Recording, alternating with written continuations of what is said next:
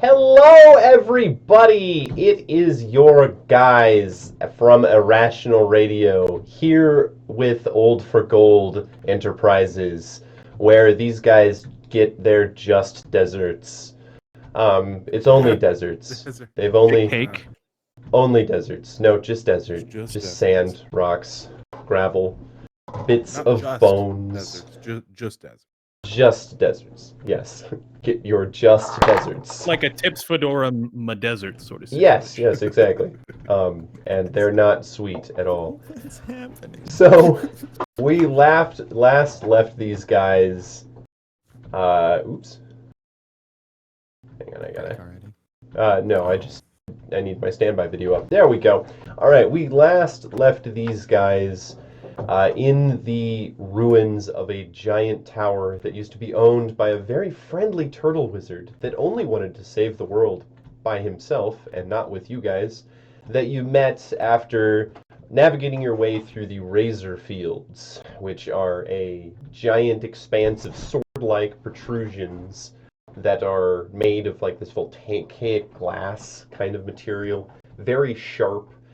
You were also attacked by one of the native animals of that area called a razor cat, which are small, almost elemental-like rock golems that look like cats covered in razor blades.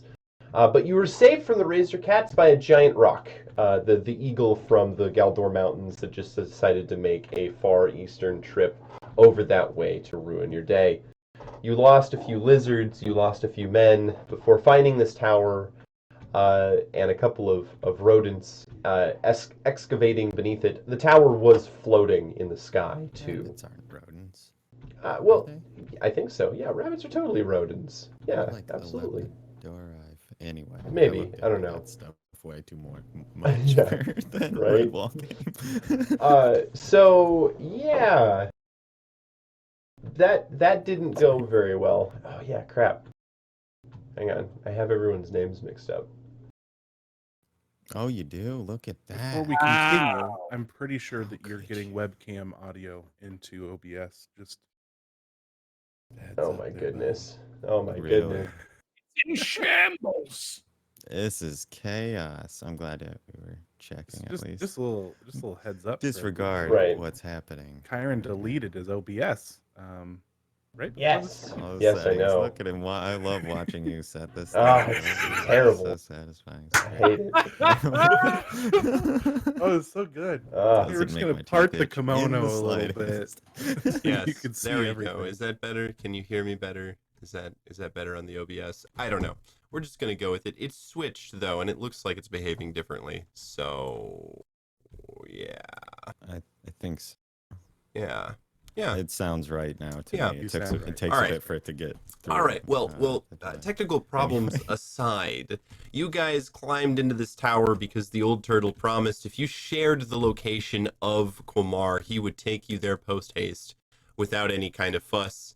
You were invited up to John was invited up to the top of the tower to see how it worked. And after punching in the coordinates, the old punching. right. And Yes. Obviously, Jalal's going to follow the punching. Of course.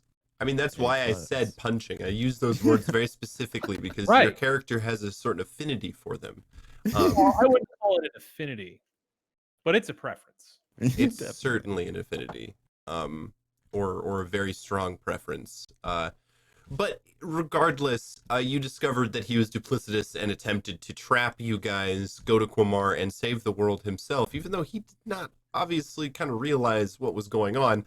But you didn't like that. Arlen had enchanted your arm, which allowed it to be free from the turtle's effect, and you punched him through the control panel of the tower and out the window, causing the tower to collapse, killing everybody inside except for one lizard, a few magical objects that you guys have picked up, which I'll have you guys describe here in a little bit.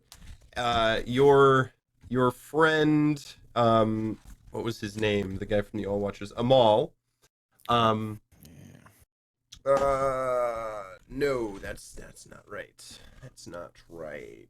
Azran, that was it. Azran, that was his name. Maul was the merchant that reduced Azran. Yes. Azran. So Azran is alive. You've got a few days worth of food. I think you each have 5 days worth of rations. As well as these magical items. At the very end of last session, Sir Took picked up a small figurine that looked like the cat god Pisha that you guys had been introduced to in the museum, and he just falls over into the sand. Arlen and Jalal, you are, kind of standing there, looking at him drooling into the sand.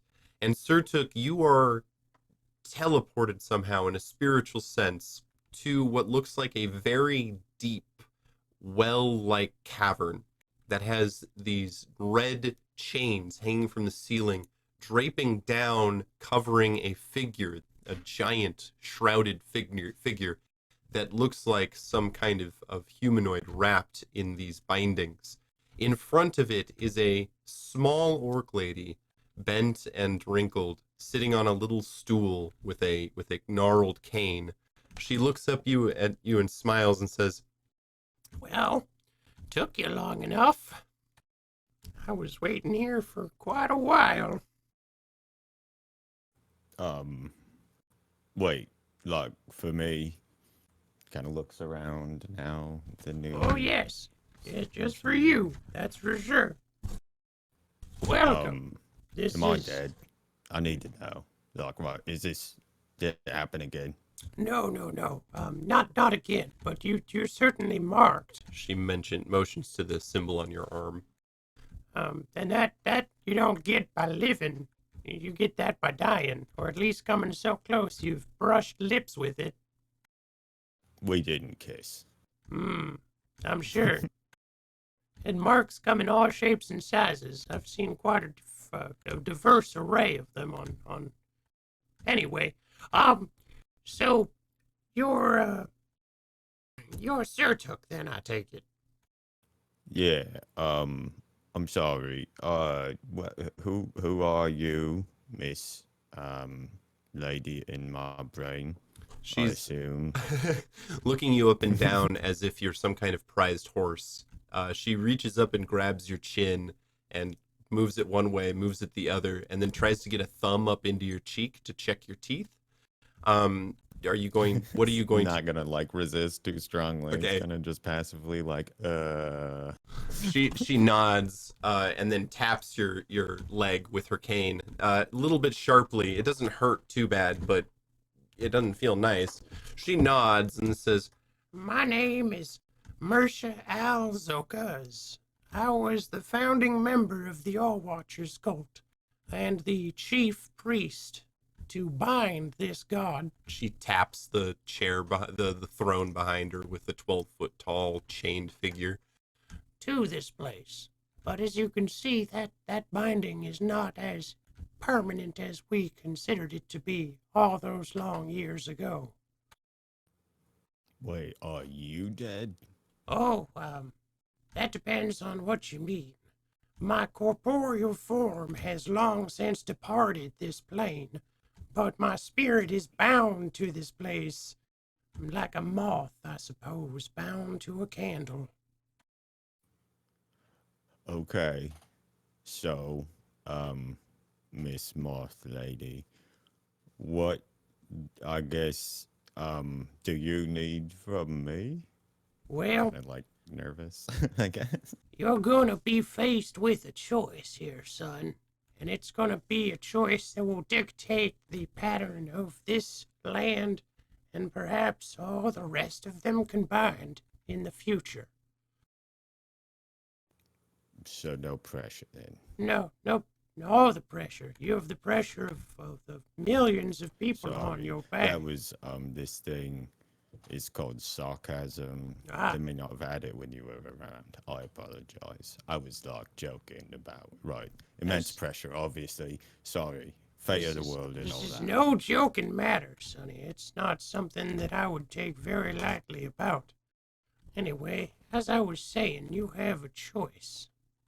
Now, you, to be righteous, ought to use that connection you have with the God and put forth all your bodily energies into destroying her. Now, I'm not going to tell you that that's going to be safe or easy. You will probably die, and in a way that you're not going to come back from. But if you do, you will be a hero, not only in this plane, but the other ones combined. That sounds pretty nice. Of course, obviously not the like dying bit, but like, you know, being a hero and all that.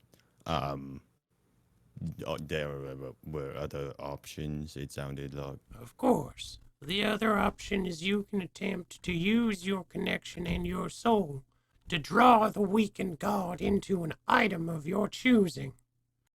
That item will become the vessel for the god's spirit, rather than your body. And there is a chance that that strain will also kill you, but it will trap the god forever, and you will be a hero.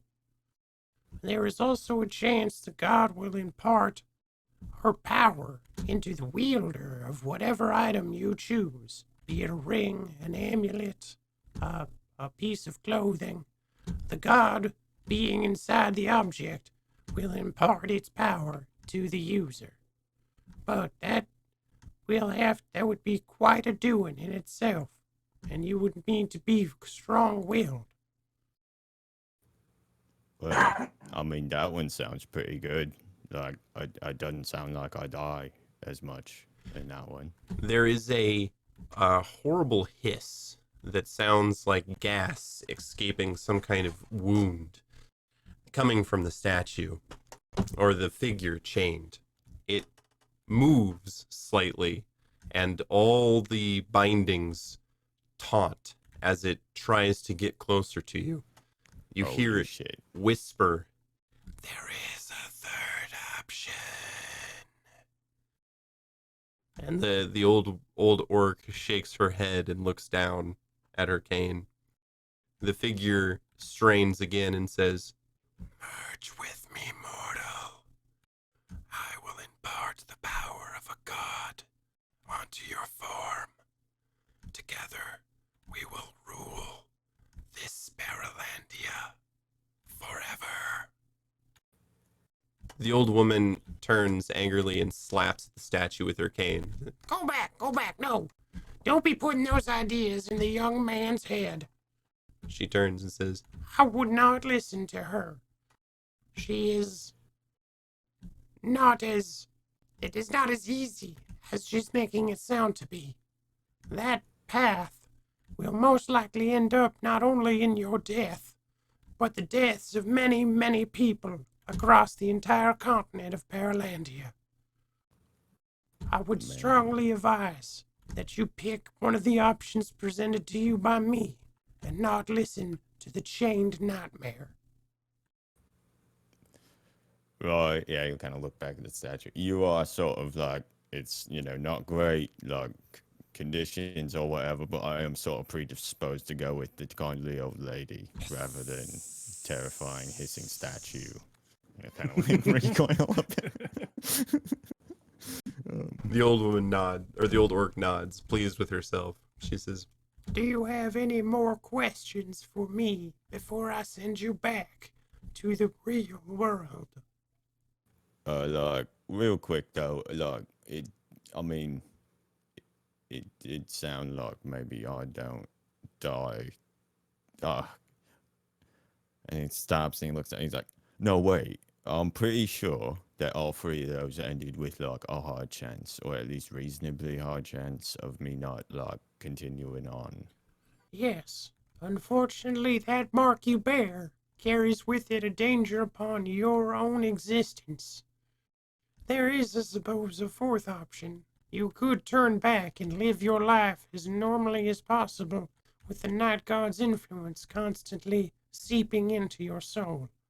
But that will end in your, not necessarily death, but you will become twisted and horrible, and end up a thing to be hunted by the Watchers of the land. That does not sound exactly great. No. I think like the hero bits are a little bit better. She I mean, obviously, even like being an overlord of some sort of demonic death god influence sounds a bit better than that. she pats your hand and says, I'm not going to sugarcoat this. There is a very high possibility that you will be sacrificing your life for the good of this material world. It just looks like it smells bad in here all of a sudden, probably. Like, she nods understandingly. I will send you back now. This is the Right. place that you are trying to get to, but you must enter this cavern in your physical form in order to trigger the choice. he'll like look around and try and take as good a stock of his surroundings as possible, I guess. She points He'll up. recognize it in the future. And at the top of the domed ceiling is a seal with the All Watcher symbol on it, and it looks like a door. It has a line going down the center, a seam that looks like will part once something is done on the other side. She licks her thumb and presses it against your forehead. You feel like kind of almost a sensation of falling upwards, and you wake up on your back staring up at the blue sky with Arlen and Jalal standing over you, arguing whether you're dead or not. His eyes are crawling. No, I don't think. not. Like Just, I sit said, up slowly, rubbing his head. I'm pretty well versed in whether people are alive or dead. And he'll jingle in his pocket for a second and pull out 10 gold coins and hand them over to Arlen. I bet next time he's gonna be dead for sure. Good doing business with you. I have not died, not even once. I think I'm building up an immunity to it. I Like, don't think that's how it worked. Like, I wish that's how it worked. I think this arm would probably stop whispering to me if that was how it worked. But Right. Azran So- has finished packing the singular wounded Hyatt lizard with your belongings and comes over and goes, Surtuk, you're okay. Yes. Like, Paul generally reaches into his speaking. pocket and gives him 2 gold coins. Hey, thank you. So, this time what happened? There was like an old lady, orc lady. She was like an orc. She said she was like a moth, and he kind of scratches his head. But like she founded the All Watchers or something, and had like an integral part to play in the whole binding thing with like this whole lol individual. It sounded like.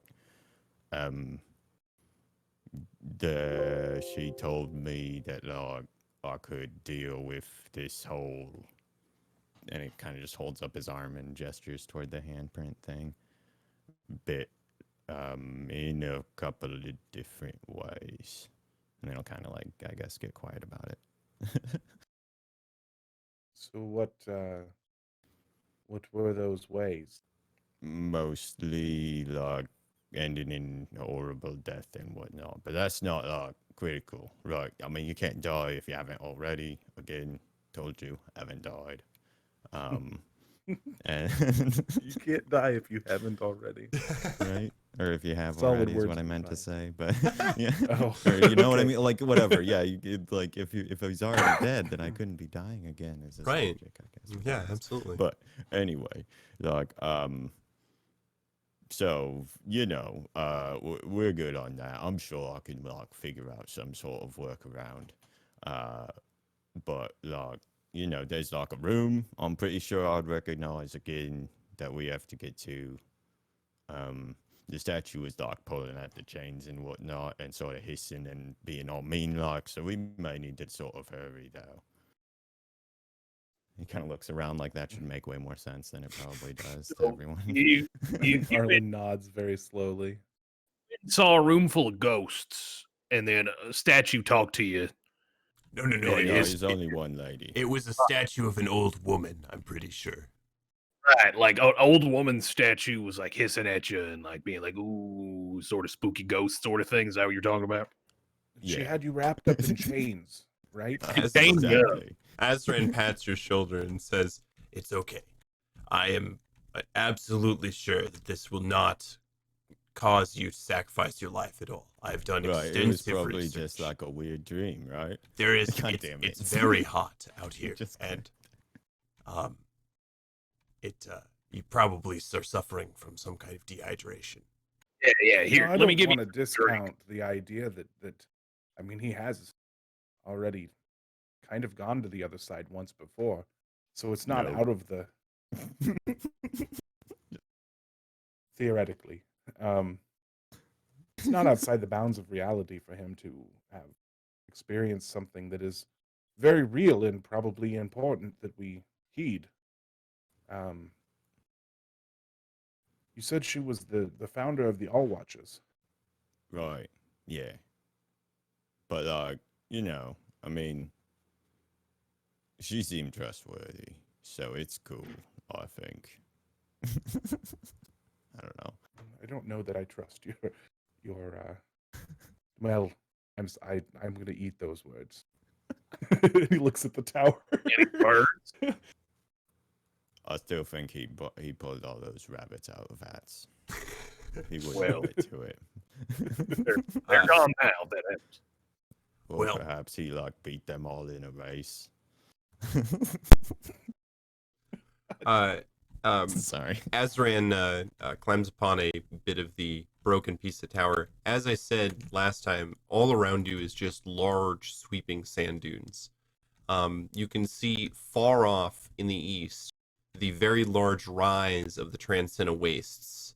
One of the plates, the tectonic plates in Paralandia, cracked when the Red Queen's island called the Dead Star landed in Paralandia on that side of the Galdor Mountains. And you can see off in the distance the jagged edge that it makes of the horizon. As Azran gets upon a piece of the tower that you guys brought down from the sky and pulls out a little, spyglass and looks at the east and grunts and says, I think we ought to at least give our turtle friend some credit. By what I'm seeing here, we're pretty far through we're past the razor fields, and I think that he points to a very small jumble of what look like spires off in the distance is where we're supposed to be heading. But that's nice. I You think said I was going to be a bad helmsman. I gotta say, the whole way. Well- no, anything involved in punching, you're real good at. No, Right. I had the punching coordinates. I'm sure you were an expert. Yeah, I hit a few things up there. And I ain't just talking about buttons. You know what I'm saying? I slapped that turtle so hard. I swear he went all the way into the next material plane. Pretty sure.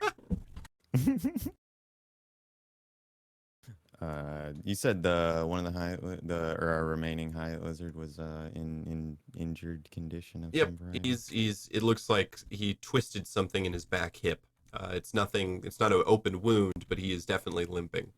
I think Sert's gonna walk over and kind of just more standard tending to it stuff. Okay. And he is going to cast Cast? Cure Wounds. Nice. Because he's got them abilities. Or what is it? Hold on.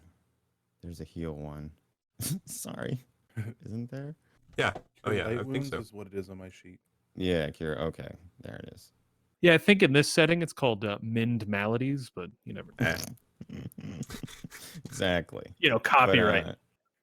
Yeah, it'll just touch a hand to it, and I think he's not probably intending for this to happen, more or less. But he's just like, "Oh shit, he's hurt," and trying to help him and sort of jump back because he did Okay. recently level up and took Right. a power which gives him access to cleric spells. So you're going to have to roll to cast that. Mm-hmm. Let me remember how to do that. Okay, that's just a wisdom spell. Or roll, but Yep. Geo, Yep. which is, that's a 12 on the die. Nice. 2 Okay. from, so Yes. 14 is good. And Maybe then it's Alright. clerics. expand. Maybe clerics are just really good rollers. I don't Really know. good rollers. Right. High rollers. You should take level, and I you gotta have a move that lets you take some cleric spells, right? Right? Yeah. It's Gods in the magic Waste or punches. something too. It was really interesting the way it worked out. When, So your hand touches the Hyatt lizard, and there is a rush of what looks like black smoke that comes out of your hand and seeps its way into the Hyatt lizard's flank. The skin and scales on top bubble for a moment and then settle, and the Hyatt lizard kind of wiggles his butt and turns and gives you a lick. Wow. I think he like jumps back, kind of, and like, whoa, guys! I think I'm magic. That was definitely magic. That's cool. Have you been teaching him stuff on the side?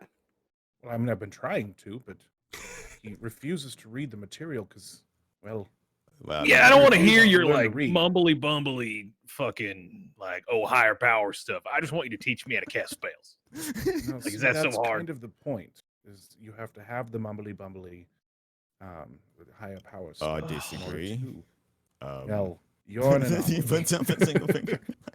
All right, sir, you're gonna teach me how to cast spells now.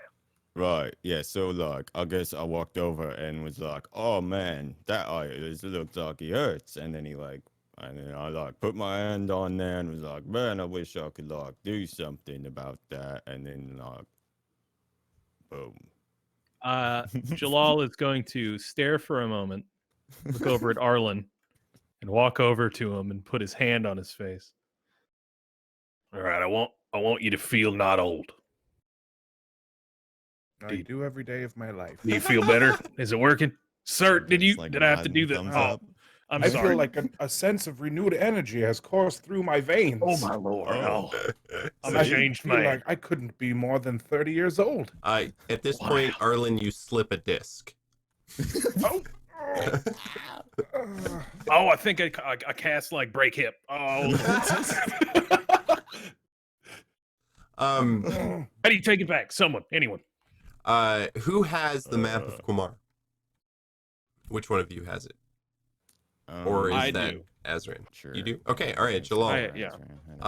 You Because I stole it back from the turtle man. Yeah, that's right. That's right. Yep. So you notice that it is glowing slightly, and is glowing in the direction of the spires that Azran had pointed out. It looks like there is like a ball of some kind of energy that is moving around inside of it, and as you rotate the rock, the ball of energy stays pointed towards that location. All right, we might have some more magic-y stuff than I thought we had. The map's a little glowy. Well, I don't know what you expected out of a map made out of crystal. Well, I thought it was just a map. Like, that's just, like a long-lasting material that you could make a map out of, right? Yeah, I saw a lot of recipes made of crystal back at home. But I mean, I'm going to glowy say is 9 pretty times cool, out of too. 10. If it's made of crystal, there's magic in it. So it took All like right. nods, like he's like, okay, I'll remember that.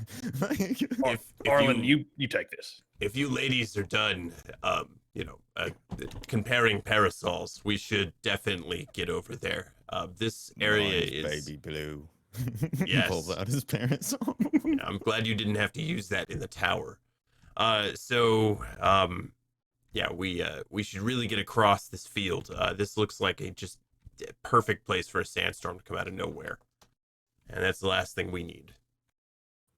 That's Feel pretty ominous. confident that that's probably not going to happen now, though, right? And he looks over at Arlen. Anyway, no, you're right. We should get moving. And Um, we only have one lizard. It can only take 2 Yeah. people, so 2 of us are gonna have to walk. You know, it's only about, I don't know, 5-6 miles over that way, so it's not gonna be very long. I did just injure myself. I mean, Oh yeah. yeah, All right, we old still timer. all move injured as me. well. Come on. Climb aboard the Hyatt lizard. Jalal does a Yeah, couple okay. stretches, really gets limbered up, and then he starts running toward the spires. Oh no, it's on. And At this point, so now you're just he's gonna rubbing it try and in. Race him. He's shooting one finger gun back at Arlen as he runs. Oh god, are we really gonna run the whole way there? That's Arlen probably a and bad idea. Azran on the Hyatt lizard ahead. just blow past you guys. Of 'cause course, the at, thing like, is, like, you know, you guys see Azran both give you the finger as he's going by over the Wait, sand did he dunes. take Arlen with him at least? Yeah, yeah, oh yeah. yeah. You and Okay. and him. Arlen turns to give you finger guns, but then you see like a look of pain on his face as he turns Oh. back too far. That's way too relatable at my young age. Yeah, exactly. Yeah, right. Oh, my The soul. limits of your body. That isn't going to be right for a week. Oh. So you guys pass through this wide open plain of sand. There are a few spots where you see that some duskas, the large insects that had poisoned Jalal, have been feeding. But there doesn't seem... the feeding looks to be fairly old, and as if, you know, this area has been visited by these things, but they're not as active right now. Azran kind of nods and goes, "That's good. They have changing migration patterns, and if, you know, they had been here, we would have had to fight our way across this area." I guess are they around us? Are they staying back with us as a general rule? We're making progress across this, or is that Yes, just I mean, are you guys seriously going to just hoof it across? Because if I mean, run no. them there, send the lizard back, grab one person, go back. That's probably the fastest way. yeah, to I do think it. that would I probably be don't the know how else fastest to do way. it. Yeah. So yeah, well, you guys get really tired of running over the sand dunes after about a quarter of a mile, and so yeah, it would be way less fun. The race idea. yeah, It's high. So Yeah. Arlen, you guys make it to the edge of these collections of these spires, and you realize these spires are actually ruins of very tall buildings made out of stone, that have since collapsed in on themselves to create these almost pillar-like structures. They are made of a mostly black crystal, but it has been polluted by other stones. And it looks like the crystal is slowly changing back into rock as the land almost looks like it's retaking what has been shaped here. The area is a maze of these ruined buildings and structures. The city itself was a very large metropolis, and you see there used to be an outer wall, as well as what looks like the remnants of some kind of like magical barrier. You see that there are statues set that have runes that have since been weathered away or cracked or broken, that ringed the outside of the city, that would have projected a magical barrier over the top of it as well, but has since now been eaten by the sand. Can I decipher by looking at the runes, like who put them there, or like what if they're like orcish? Yeah, go ahead. No. Let's roll some dice and hopefully fail so I can get experience. Just kidding. It's a 9 because I can't fail. Right, not those rolls. At least this system punishes you for being a good roller. We're Right, gonna level up more. Well, no, I don't Oh play yeah, with yeah. Spout lore. Yeah. I Good at that. womp out my book, my big old book chained to me, Yep. and look them up. That's right. I rolled a 10. They are 11, 12, infernal 13. runes that have been amalgamated with orcish runes of protection. Okay. They're what runes that have been? They're out? fiendish. They're from the Oh, infernal okay. or sorry infernal Devil runes. people. Gotcha. Okay. That's interesting. Do you know much about this city? No, I do not. Again, we were only tasked with protecting its location. At least not ever since I have been part of this cult, and the old masters taught me. We were instructed never to visit the city or never try to seek it out, only to protect the location of it itself. Wouldn't you think that like telling other people where it is wouldn't really help in protecting it? Be more better to, not tell anyone where it is. Just have Right. like one person dive with the knowledge. Yeah, well, we did that. It had been lost until Surtuk here was literally shown the location of the city by the Night God. Right. The Like map waves. that we have is only useful once you get within sight of the city itself. That has been impossible to do. No one has wanted to travel through the razor fields and into the Amar wastes for generations. There's No, not I much understand out here why. that's Great. You got rocks. Well, those statues there, those monoliths, you can see the partial inscribed runes that have been worn from time. Looks to be some sort of protective barrier, and they're written in infernal script. Is it still active? No, they appear to be weathered too far to hold any sort of magical potency. He nods slowly. You see the map is directing you guys through this maze of these big black and stone pillars. The little ball of light is slowly rolling back and forth as you pass them, directing you down different causeways and broken avenues and broadways.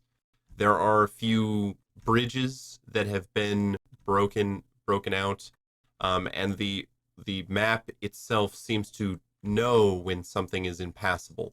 It has guided you down to a safe place across the cavern that the bridge has been broken, and then back up to rejoin the path, the old path itself. The map itself seems to be conscious of the surroundings, at least in a like minor way. Man, like this kind of thing would like put me out of business entirely.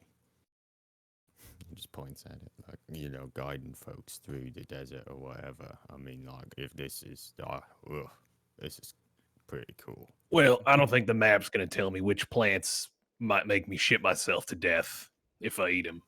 I mean, Right. it So, knows if like bridges are out and shit. So like maybe map. Excuse me, is there anything nice to eat around? Just kind of wait patiently. Does You it see move? a giant golden arches of Yeah. a McDonald's nearby. No, Brings up it does. customer reviews on food the res- tablet. Yeah, right. Say Yelp. locations pop up. Yeah, on- Grubhub. These locations will deliver to the middle of the Mishan Desert. Damn, only a Perkins. Sorry, guys. Yeah, I'm sorry. Yeah. Yeah, I don't understand why Cracker Barrel's still out here. Like, I That's thought they not went out of even- business years ago. Yeah. Should not be on here. That's bad. Cracker Barrel's fine. It is fine. It's yeah, that's it though. No, I don't the eat it anywhere unless they serve meat on just a big old hook. You probably love Cracker Barrel. Y'all got grits in a barrel? Well, that's what I'm looking for. half a barrel of grits for me. Yeah, that's- Yeah, I'll take a barrel of grits with an old foot Man. next to it. Moving. I just want like, I'd like a cup of vinegar with it, please. Ew. Oh God. I don't want Why? cider, none of that bullshit. I want We've guilt. gotten into a weird place. So you guys make your way through this city and its Yeah. ruins. The map seems to be unresponsive to any questions about food, and in questions at all, it only reacts to your movement. And as it's guiding you through the broken city. Azran comments, if we didn't have this, it would be impossible to find this temple. This place is enormous and broken. Any one of these buildings could have been a temple. Well, Yeah, yeah, we there's would lots of spend like months statues and here. stuff. It'd be an expedition of quite some undertaking. You have to sacrifice some rabbit people.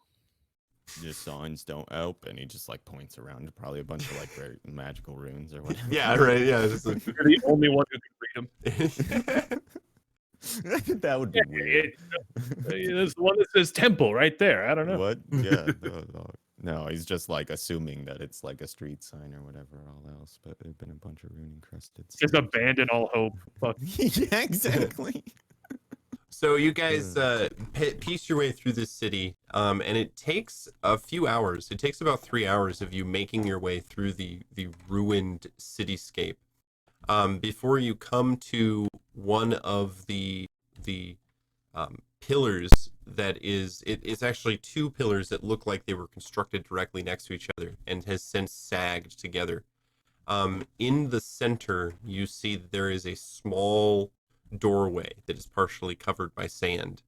The orb begins to spin in the crystal, and as you approach this building, the spinning gets faster and faster.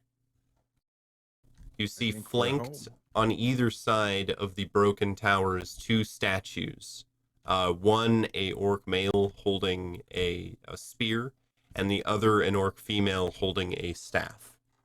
Does it look like the old lady? Only much, much younger. Okay. There's like at least a passing familial resemblance between that statue lady and the one in my like, dream / spiritual journey. Like airy, whispery one, or like the nice old lady one. No, she was the nice lady. He nods. She checked my teeth.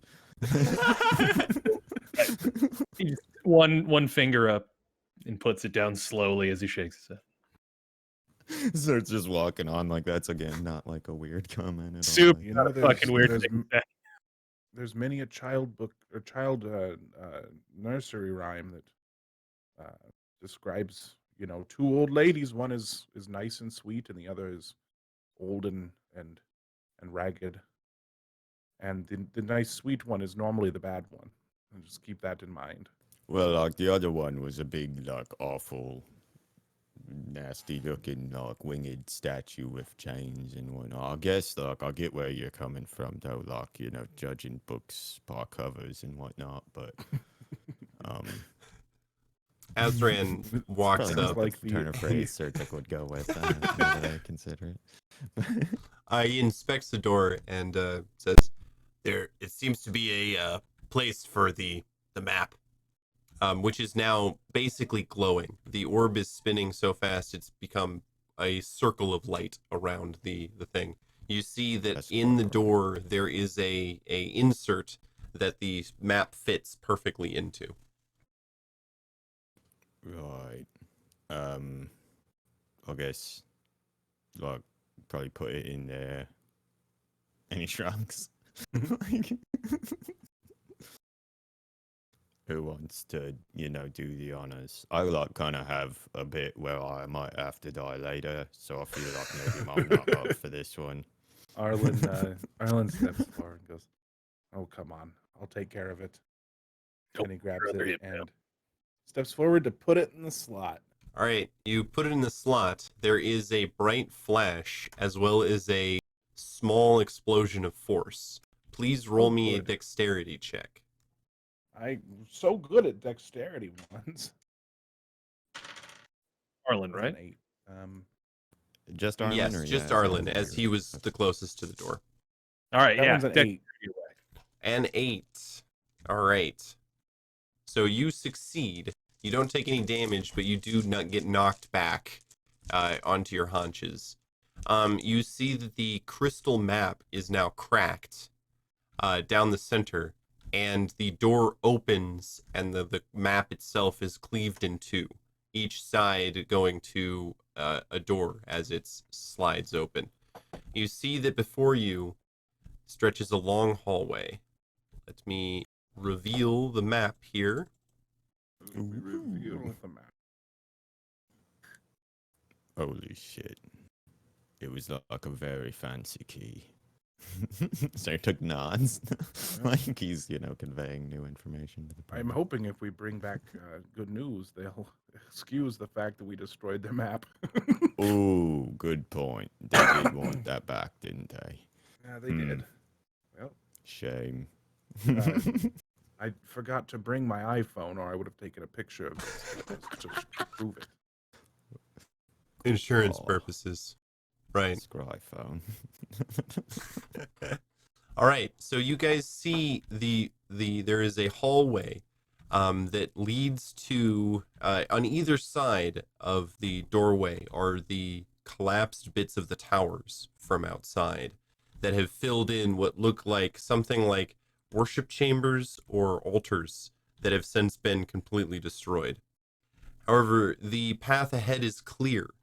You guys you see that in the gloom there looks to be like a bridge, maybe about 45 feet long and 15 feet wide, that is made of stone, that is stretching over a chasm that is about 45 feet wide.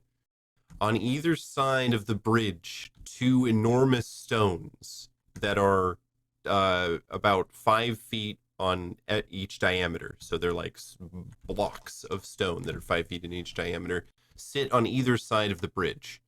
On the far side of the bridge stands a closed door, as well as two what look like buttons made of stone as well that extrude from the floor about a half a foot. Along the wall, braziers braziers Brazzers. begin to light along the wall, illuminating the room itself, Sconces. as well as the sconces. There you go. Yes. You see that the Braziers are pit- like floor sitting anyway. Right. Sconces sure, is what I yeah, was going okay. for. Yeah. I was just going for like a close facsimile word, but From where you It guys wasn't are, brazzers or braziers. braziers, yes. From where you guys are, it doesn't seem like the pit has a bottom, but of course you're quite a ways away looking down this hallway. Yeah, there's a lot of like dust and a few pieces of debris littering the hallway from where the ceiling is partially collapsed, but otherwise it seems structurally sound. right. Oh, So, I mean, I'm intimidated by the fact that there's this like clearly passable bridge over like huge chasm or whatever. It just kind of like seems points. it seems like a trap waiting to happen. I mean, it's better than the spike trap that didn't have anything over it, right? Like, I trust Sure. the thing. And he like slaps the side of it. Of the bridge? All right. And it seems pretty sturdy, but it's thin. The rock is made of sheets of what look like slate, that have been stacked atop each other and then angled in such a way to create an arch. I don't know that I would do too much slapping. Right.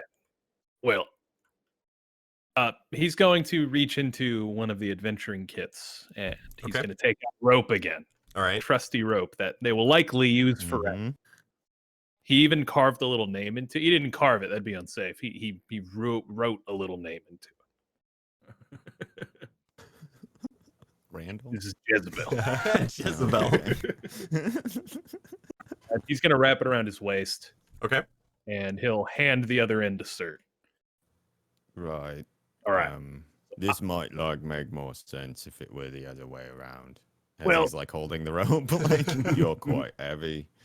I mean, we can't afford to lose you. You're kind of important here. Keeping you from All death right. is probably our key for now. Yeah.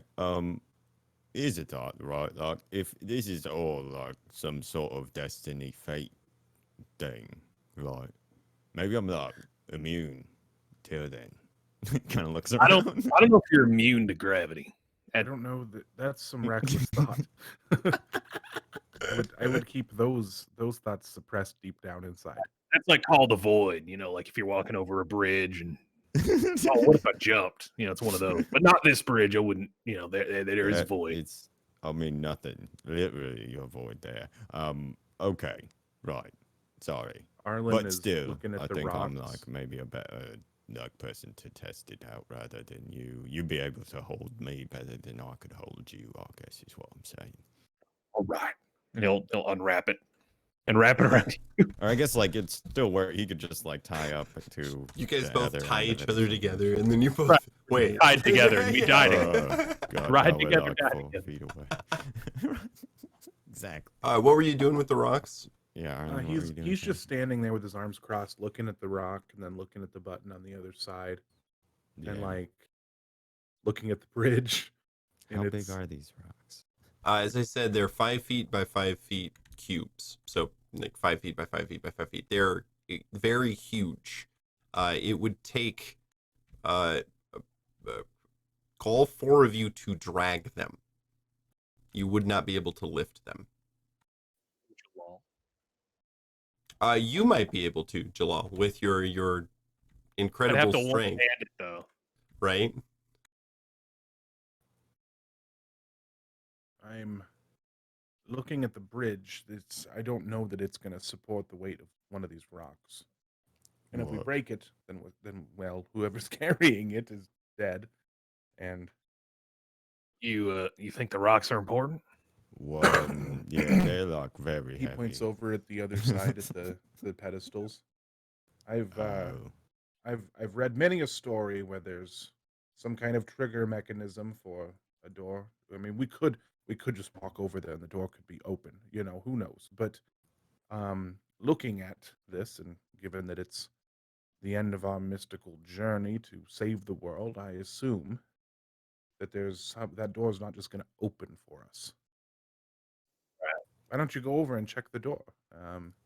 right. Whoever's got the rope. Insert tickle, like thumbs up, and probably say, yeah, like, I'd definitely give this a shot, and then he will make his way across as swiftly as he can manage, but he'll walk away, you know, not like he'll just walk, Right, try right. and be ginger as he's So the walking. first 5 feet is fine. It's like walking over any cobblestone bridge. The next 5 feet, you hear the bridge begin to crack, like it is fracturing along many different places. That's not good. It sounds almost like a pond that is about, to give way. He's on a pond. I think he'll back up probably. Okay. And I assume it's like very worrying sounds. Yes. Yeah. He's definitely gonna Yep. go ahead and back up and say, right, yeah, I mean, like, I could make like a run and go of it or whatever, but I gotta say that, like, I'm not sure that this is gonna hold, I guess, even like us just walking. I suppose I could like go for it. Worst case scenario, I just like fall a bit more. Well, Hang on. where I grew up, we used to have a summer home, and it was a kind of an icy place. And one time I fell into the ice, but I quickly learned that proper weight distribution over the ice allows you to not break it. So maybe it's kind of like that. Maybe you can get on all fours and distribute weight properly over the bridge. Sir took nods, thinking that that's a very good idea. You may be onto. I mean, that's a terrible idea, but you may be onto something. He's probably gonna get it ready to. Yeah, no, that's like a great plan. I think I will give that a shot if I can like spread myself out, right? And he'll probably just like flatten himself and just start kind of. Yeah, have you ever seen a snail? Like, do that. Right, yeah, and I think he will. Yeah, again, it's still trying gingerly as possible, but yes, I guess sort of distributes weight. It does work a little bit. You get another 5 feet before that cracking happens. But this time you hear that it's like you can see the cracks forming on the top of the bridge as you're standing there. or as you're laying across the bridge, looking down at the floor, you can see the spider webs begin to spread out, and you guys behind him, as well as you, Sir Took, you see one of the panels in front of you just give way and drop into the abyss. You hear it hit anything on its way down? No, He said no, it just didn't come I No, lip no. read Yeah. it. through. Oh boy. Yes, or tickle. Say right. Yeah. No, probably not gonna work Sir Took, exactly. roll me a dexterity save as a piece of rock falls from the space above you and comes down on top of you. Hmm. Can I help him with this? Yes, piece you of rock guys with can see this rock coming before him as you are standing behind him looking out. I'm gonna pull the rope Uh, back. 8 plus Okay. 2 for my dex is a 10 Cool. altogether. Look at me. So you are not you are pulled Blessed by away, death god. but this piece of rock hits the bridge and breaks more of the bridge off. It tumbles into the blackness. Did you get a look at the rock at all? Yes, it looked almost exactly, or it looked exactly like the rock that had broken. Holy shit. The stuff falls into the pit, and then after maybe 5 seconds, the same material falls from the space above you, which looking up is pitch blackness. You cannot see the top of this room either. More material falls and just decimates the middle of the bridge.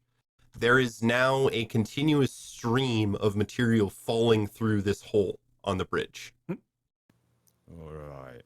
So That's really not how physics works. Let me see that rope. if right, yeah, okay. And he'll like slowly untie as he's like looking kind of on and off, just like, oh my god. Another little It bit takes. hits the bridge and breaks off another piece. Oh Jesus! This whole bridge is done for. Yeah. He takes Yeah. the rope, and he's gonna. So there's chains on these rocks, right? Right.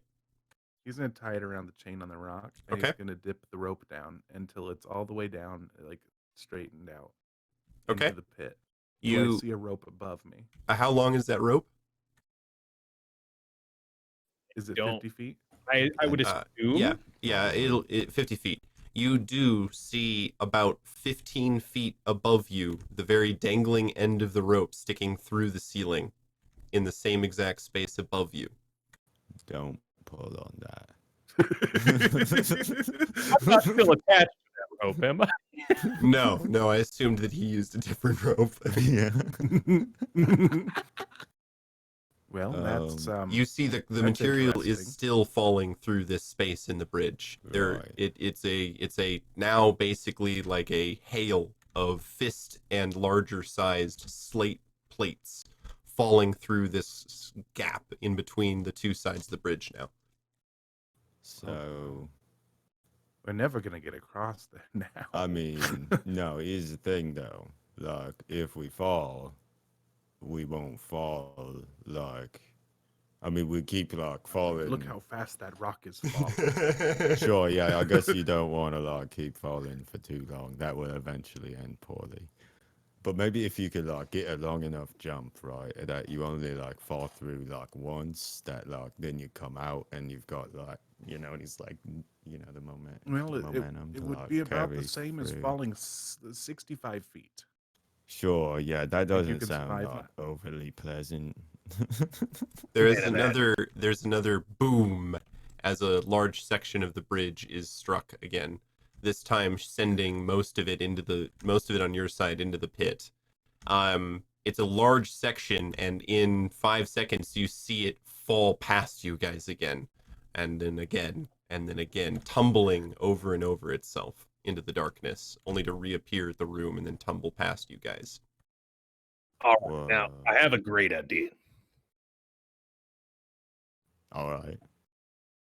I don't believe you. What if I threw y'all over the pit? Oh. Like you might be thinking, "Wow, Jalal, that's a very good idea." There is, in fact, more. What if I threw you with the rope Right. on the chain, and if you don't make it, you'll at least get caught on the rope chain? Here's And then a like thought. swing back or whatever. I mean, Here's it a- seems safer than falling forever. Sorry, go ahead. If we can get that rock, or over by the rock, and we can lower one of us down with the rope, then you'll be roughly 15 feet above us. You can swing back and forth. We could set up a series of ropes, and we could jungle japes across this bitch. Okay. What, It like is Minneapolis James? it is Yeah. 10:45. So we are going to take our break while you guys discuss planning how to get across this pit. So thank you guys for watching. We're going to take a 15-minute break. I got another break video all edited together. Nothing new except for a new after hours. Or no, it wasn't after hours. Is it? Shit. Short order. Short order. I keep forgetting the new name. It's another short order. Thanks again to Andromino for helping us. Modrino, Modrino, for doing those with us. And yeah, here, let's play it, and we will see you guys in about 15 minutes for how these guys are gonna get out of this portal pit. So see you then.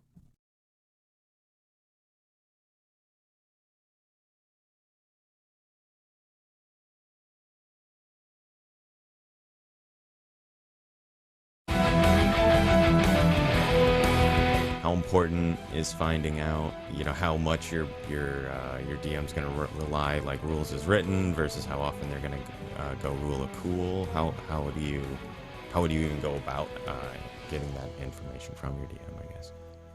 I think that's one thing that a DM needs to be very open about. That's one of the holes you can dig yourself, that if you're not careful. If you want to run everything rules as written, by all means do it. There's nothing wrong with that. However, you have to understand that if you don't actually know all of the rules, and you have to look everything up, that's where you bog it down. Yep.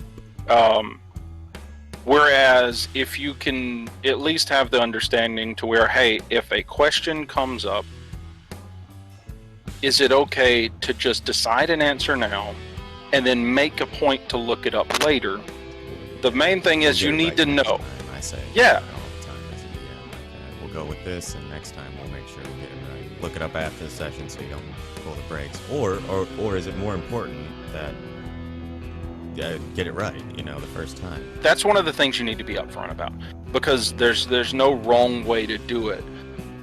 I would say the only sort of wrong way is if you're not consistent. If you're going to do it one way, you always do it that way. Whether it's rules as written, whether it's rule of cool, whether it's a combination. When you make a decision, that's across the board. That's for the NPCs, that's for the players, that's for everyone. Because I think that's gonna turn off a lot of players, and it bugs me sometimes. If I feel like if we're in initiative order, you have to everything goes straight by the description. But in this, if not, then it's more of a handbook or whatever. Things along those lines. You can find people frustrated with those kind of differences pretty easily, I think.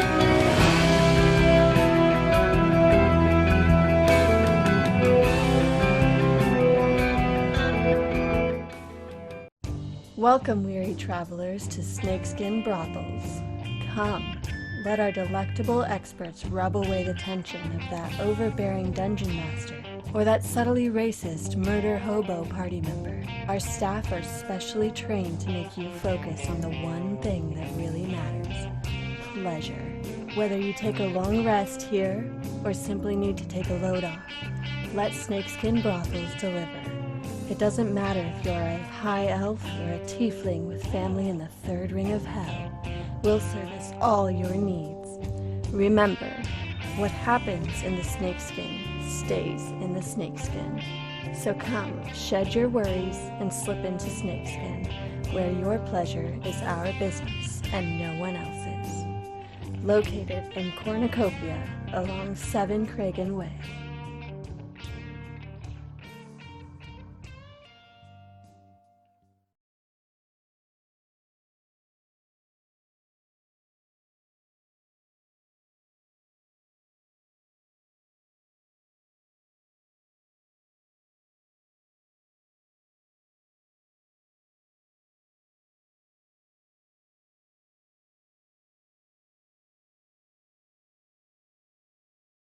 Danger.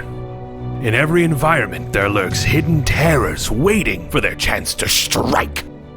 Dr. Gregory Parsnips and his team of hardy adventurers have faced some of the worst monstrosities the world has to offer. And lived. Read their harrowing tales and deeds in Dr. Parsnip's new book, a collection of tales detailing the deeds and courses of Dr. Gregory Arthur Parsnips and Company, featuring a multitude of terrifying and monstrous creatures with which conflict is had. Get your copy today. I guess just to start, like, what are some of the big distinctions, I guess, there? What are some of those big different types of ways to play, things to look for people who wouldn't necessarily know to ask, or what questions and stuff along those lines? Yeah, exactly. That's not exactly something that a lot of people actually put a lot of thought into before you decide to join a game, is certain aspects of the gameplay. Some of these things are rarely thought of beforehand until you get into the game. You realize, hey, I wish we could do, X, and some of those things that don't come up a whole lot are things like tactical style combat versus, a more simplified version, or even large scale combat where it's not, your party versus another group or another party, but instead it may be a battlefield with hundreds of players, not necessarily players, but hundreds of actual NPCs along with the players performing whatever it is that you have to accomplish. Large scale combat is something that is fun when done properly. You have to think about things like espionage, covert operations, Right. sort of spy type stuff, which is also I feel like that's a little bit trickier to do, but it's also fun if it can be pulled off properly. Puzzles, some people are really into puzzles. Some people really hate puzzles. Yeah. Tons of people puzzles are a huge part of the game, but I think there are certain types of puzzles that don't maybe translate as well to certain D&D groups. If you've got some substitution cipher you're expecting them to write down and crack, there are parties that are going to be all about that, and there are parties that are going to look at you like, why can't I just roll a skill check or something to get out of this? Come on. A couple of the other things that I like to include: exploration. Yeah. Now, exploration is not something that I've personally done a lot of. I know some people that have a lot of fun with it, but as a DM, it's not something that I've delved too deeply into. But that's one of those things that you want to ask. If that's something that you really like doing, then think about it. When you say exploration, I guess, do you mean sort of like the players are looking at a world map that's kind of fogged over and they're slowly revealing chunks of it? Are you talking about regular pathfinding stuff with your ranger, or I guess, because I hear that talked about, but like you're saying, I don't feel that I've necessarily really ever gotten into that, because I usually have my campaigns in a pretty developed part of the setting that I'm in, or as much as anything is in the high fantasy setting anyway. So I suppose what I mean by exploration is generally if your party's going somewhere perhaps that's not exactly fully mapped. My campaign, my players are currently, everything's mapped out. You know where all the towns are, Right. you know where the roads are, you know where everything's at. There are places you can go, however, that are uninhabited. And that's where the exploration would come in, because nobody has mapped any of this stuff out. So you're basically, your players want to go delve off into this jungle or this area, and they don't know You don't know what's there. So that's where the whole grid by grid exploration, comes into play. The survival checks, the navigation checks, what have you. Some overmap kind of, Yeah. Final Fantasy VII situation or something. Exactly. When it comes to the specific gameplay styles like we're talking about, obviously you need to know what it is you want to get into. And a lot of these things, 5e is very generic feeling, I guess. Not in a bad way, but where it sort of hands the reins over to the DM. You can do a lot of this stuff. You need to know what it is you want to do, because a lot of it's not actually in the books, Right. It's like those crafting derby car kits, Oh yeah, They exactly. give you all the parts. You can make a really cool car, or you can send a block of wood down the track.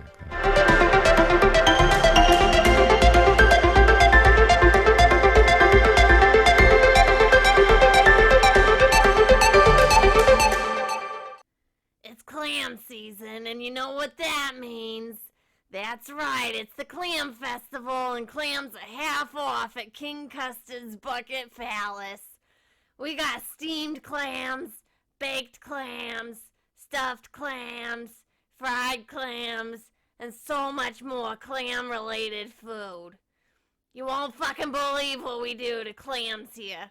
Come on down this Saturday for clam karaoke, clam racing, and of course, bobbing for clams. Get there early for your free clam bib and a chance to meet King Custard.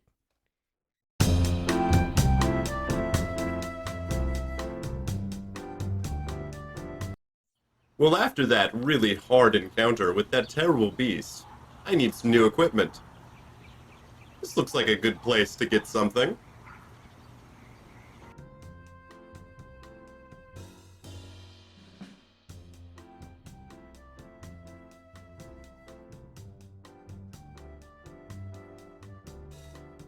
Hello. Can I get... My name is Cornwall, Snot Gobbler the Fifth. State your business, ruffian. I was looking for some dungeon equipment? I will be the judge of that. Kneel, knave. Kneel? But I thought this was a general store. Of course it is. All customers must kneel before the great Cornwallis Snot Gobbler the Fifth. It is local custom. Local custom is to kneel before shopkeepers? The last shop I went to didn't force me to kneel. I am a special shopkeeper. I am Cornwallis Snot Gobbler the Fifth. Now kneel, or you will not peruse my wares. Are there any other general stores in town? No. Of course not. Alright, I'll kneel. And kiss my feet. And call me Freddy. No. Nope. 100 feet of rope is not worth this. Nope. Nope.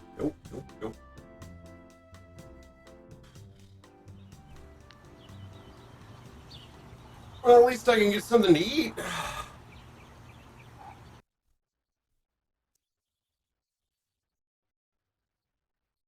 Hello.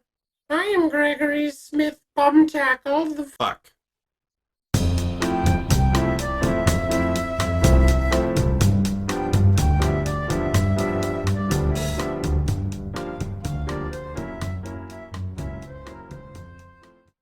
So you're a bard, a master of performance, a suave, debonair gentleman with quick fingers and a silver tongue.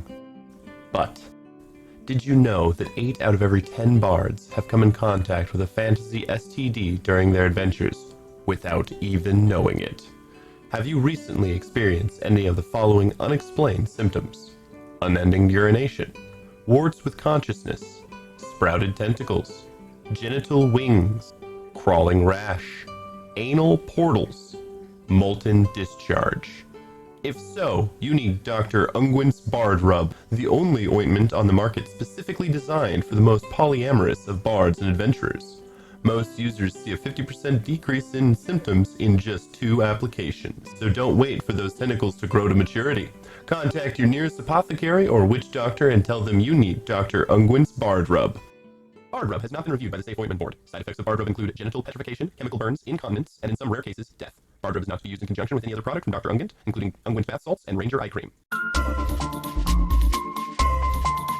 So you did mention theater of the mind versus always having maps out, and that's another thing. Not every DM is either willing or able to do a full theater of the mind combat system, and not every player is going to be okay with that.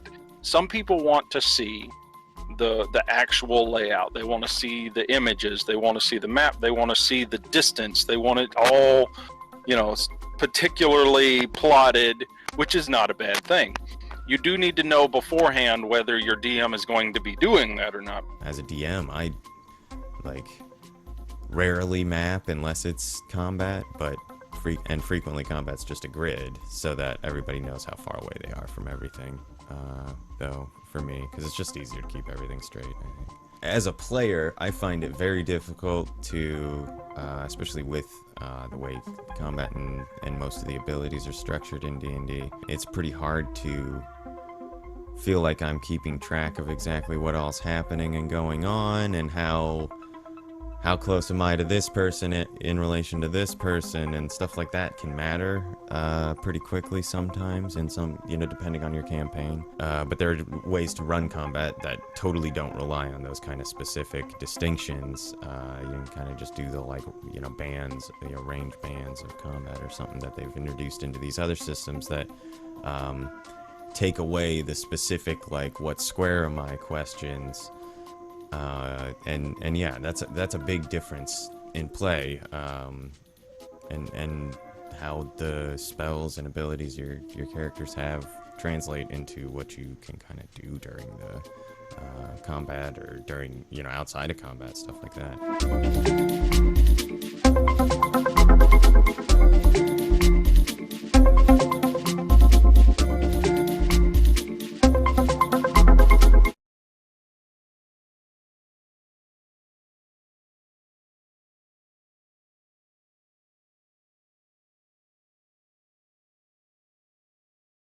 And we're back! Hi, everybody.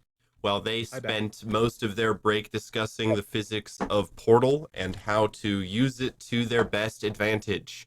They haven't come up with anything hard and fast like a solution, but they're definitely going to try a few things. So rotate a cube in my head. My solution was primo. So you guys have been sitting here talking on the edge of the pit. Talking about, but it works. I'm worried getting the ropes tied to the rocks, I guess, and having to move. Anyway, regardless, sorry. We've been pretty much the entire time just going back and forth, it's great. All right, so you guys have this large batch of material just cycling through the broken bridge now. There's large pieces of this bridge that have been broken away and are now falling through this pit over and over in a cycle that's about 5 seconds at terminal velocity. It sounds like some kind of hailstorm, as all these fist-sized and larger stones are falling through this pit. Though at this point they don't seem to be in danger of making contact with the other side of the bridge yet. Though the more pieces that end up in the pit, the larger the cloud of shrapnel-like material will be, separating you guys from the other side of the chasm. All right, I've got something I want to try real quick, I guess. And it's Arlen still has the rope tied off to the rock that's hanging down, right? Yep. Is that still a thing that's going on? Okay. Make sure this doesn't come tumbling after me, please. And he's going to start climbing down the rope. Okay. Jalal will hold on to the rock as well. Yeah. The rock is enormous, and you don't budge it at all. Though Arlen did only you tied the rope to the end of the chain, or where the chain hits the rock, because the chain is 50 feet long. Your rope is 100 feet long. I probably would have tied it to the rock so that I didn't disturb the chain. And cool. So, Surtuk, you creep your way down the rock slowly, into the pit, and there is what looks like a barrier of pitch blackness below you, where the rope just disappears about 50 feet down from the edge. Oh God, he's gonna stick his hand down, and like look up, I guess, at the top of where I think were saying we could see the rope hanging, dangling down or whatever. Yep. You stick your hand in. It's very cold. It's like you have opened up a freezer, but only as like a border. Once you're on the other side, it's the same room, but your hand is noticeably cooler. And you can see your hand above you, 15 feet above the top of the bridge, right next to the rope that you're hanging on. Sertek says, "Holy crap, look at that." And then he's gonna flip him give a middle finger. I shake the rock slightly. Okay, sorry. Look, that was kind of funny. And then he's gonna keep climbing down, I guess, the rope. You pass through the barrier and you are chilled.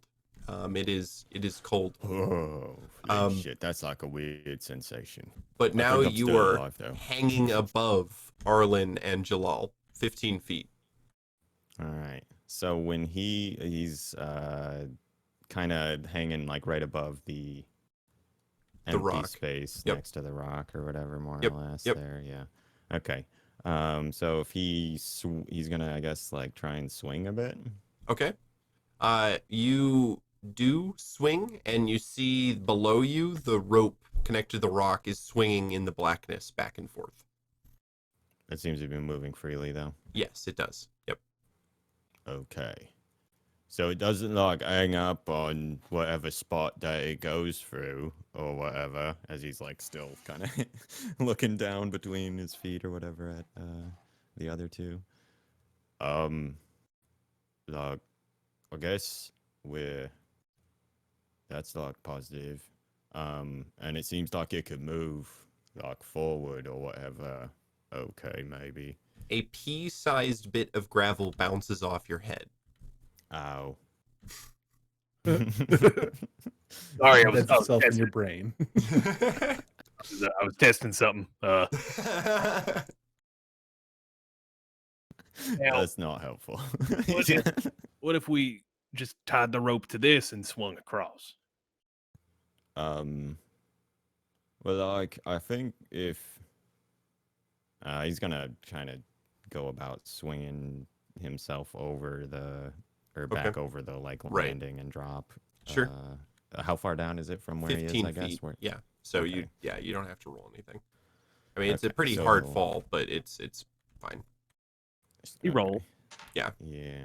He hits the ground and he says, "Oh wow, he probably should have like tied a rope off and climbed the rest of the way down. That would have saved us some time here." But anyway, he'll like jump down and say, "Right, like I mean, yeah, I think like that could basically do it, but like it seems like it'll move across or whatever." And he's kind of like looking at the ropes and like, yeah, if we like tied the rope to get to itself, or whatever, the rocks itself or something like that or whatever, I don't know. I'm thinking, right, like we tie it so the bottom is just before the floor, and we get a running start, jump over on the rope, and that'll probably give us enough push to get close to the other side. Well, I think one thing we need to test first. He grabs another length of rope, and pulls the rope up and ties it to it. Okay. Dips it back down till it comes down, and then basically we'll tie it to where it's more or less taut. Right. And then with the remaining rope, he's going to attach like a small chunk of rock that's fallen on the edge. Sure. To it. Okay. And then hold it over the edge and let his grip loose a little bit, not enough to where it's going to fall and become like an instant death burn machine. You let it go, and it looks like the rope is pulling on itself, and the thing is being pulled apart from one end to the other end, and it's keeping it in a spot. And then he'll like slide it over a little bit. It does not move. It is stuck in place when it's tied to itself. You can. It won't move horizontally. No, it will not move horizontally. Though, because it's static, you can move it wherever you want to vertically. You can add a little bit of force and it'll move up, and then you can just like keep it there, and let go. And you find that when you move it this way, it gives a little bit on a horizontal. So as you move it up or down, you can move it slightly in one direction or the other direction. It looks like the horizontal movement is a function of the vertical movement of the object. Gotcha. Okay. The faster that you move the rock down, the more horizontal movement that you're able to achieve on this system that you have. I have an idea. Now, what if there were two of us on this, one on each side, and we continued moving up and down? One person moves up like a seesaw. Well, like how though? I haven't gotten that far yet. So if we could tie more ropes to it and have somebody pull down and one person pull up and have it seesaw across, but we'd have to have Like somebody two on of the them other next to each side. other. We'd have to have Sorry. somebody on the other side to pull it horizontally as well, so that we could basically seesaw us and if these rocks, if we need them, across the pit. That makes sense. Anyone would be able to pull that weight up, though. Well, maybe me, Well, but not as likely. It might Sounds be like, easier to just like let it drop or whatever. Like if we can encourage it to go down, that would be working enough, and we don't have to worry so much about it landing roughly or whatever. So yeah, he'll give the little rock a well, I don't want to do that. I don't want to lose it. Ropes. Damn son. He'll tie another rope, or he'll hang on to the remaining bit. I imagine if it's 65 feet, we got 35 left. Maybe I use 5 to tie the rock on. Sure. We got 30 feet of rope left. He'll hand that rope to Jalal and say, "Don't lose this." And he'll It's take a the tight- rock and he'll just give it a good shove down and like Okay. outward at the same time. Yeah, as you give it a good shove, it travels down into the pit, and it travels pretty fast, and it moves a good 5 feet in the direction of the energy that you pushed it in, either one horizontal direction or the other. I'm assuming it goes further into the pit as you like throw it in that kind of direction. And yeah, it goes like zzz, and it doesn't move. It moves at the speed of your push. It does not seem to increase with gravity to reach the terminal velocity. The force that you add is just constant as it slowly moves down the thing. Does it seem like it does it slow? Yeah, it does it at the speed of which you pushed it down. So if But you does it slow at all as time goes on? no, Like, it is there doesn't. friction slowing? There is no friction, so it moves Okay. at the same speed, but it doesn't So- increase speed. We're gonna take the escalator to floor 1. Yeah, It sounds like. menswear. There is another explosion as the other side of the bridge gets hit with this particularly large piece of rubble. He looks at the bridge and says, "Shut up." We're getting toward this, like, it's going to be a cloud of angry, like, very fast moving stones here. Since we have established this sort of means of, like, locomotion, should we try and do it from, like, a more, like, edge side area or something? I guess? Unfortunately, the outjutting that you're on is only 10, 20, 25, 35 feet wide, and the cloud of debris is now at least 40 feet in diameter. Okay. The furthest away that you can get is 40 feet, yes, and moving away from it, the less debris you'll interact with. But at this point, there is small bits of gravel like pelting you guys and clattering on the side of the thing as the pieces are breaking into bits and getting thrown basically at you guys and across to the other side. We could honestly just like go camp for the night Let this all sort itself out. I mean, And it by the might time we take- come back tomorrow, it'll just be a bunch of gravel on the ledges. I'd rather not be in like a sandpaper cloud either. It's not great. Yeah, it This looks whole fine. room. It's just a fine mist traveling in. Yes, for velocity. We're equipped for sandstorms. Yeah. I mean that is like a reasonable solution though, honestly. We could just like wait for this to sort of dissipate a bit.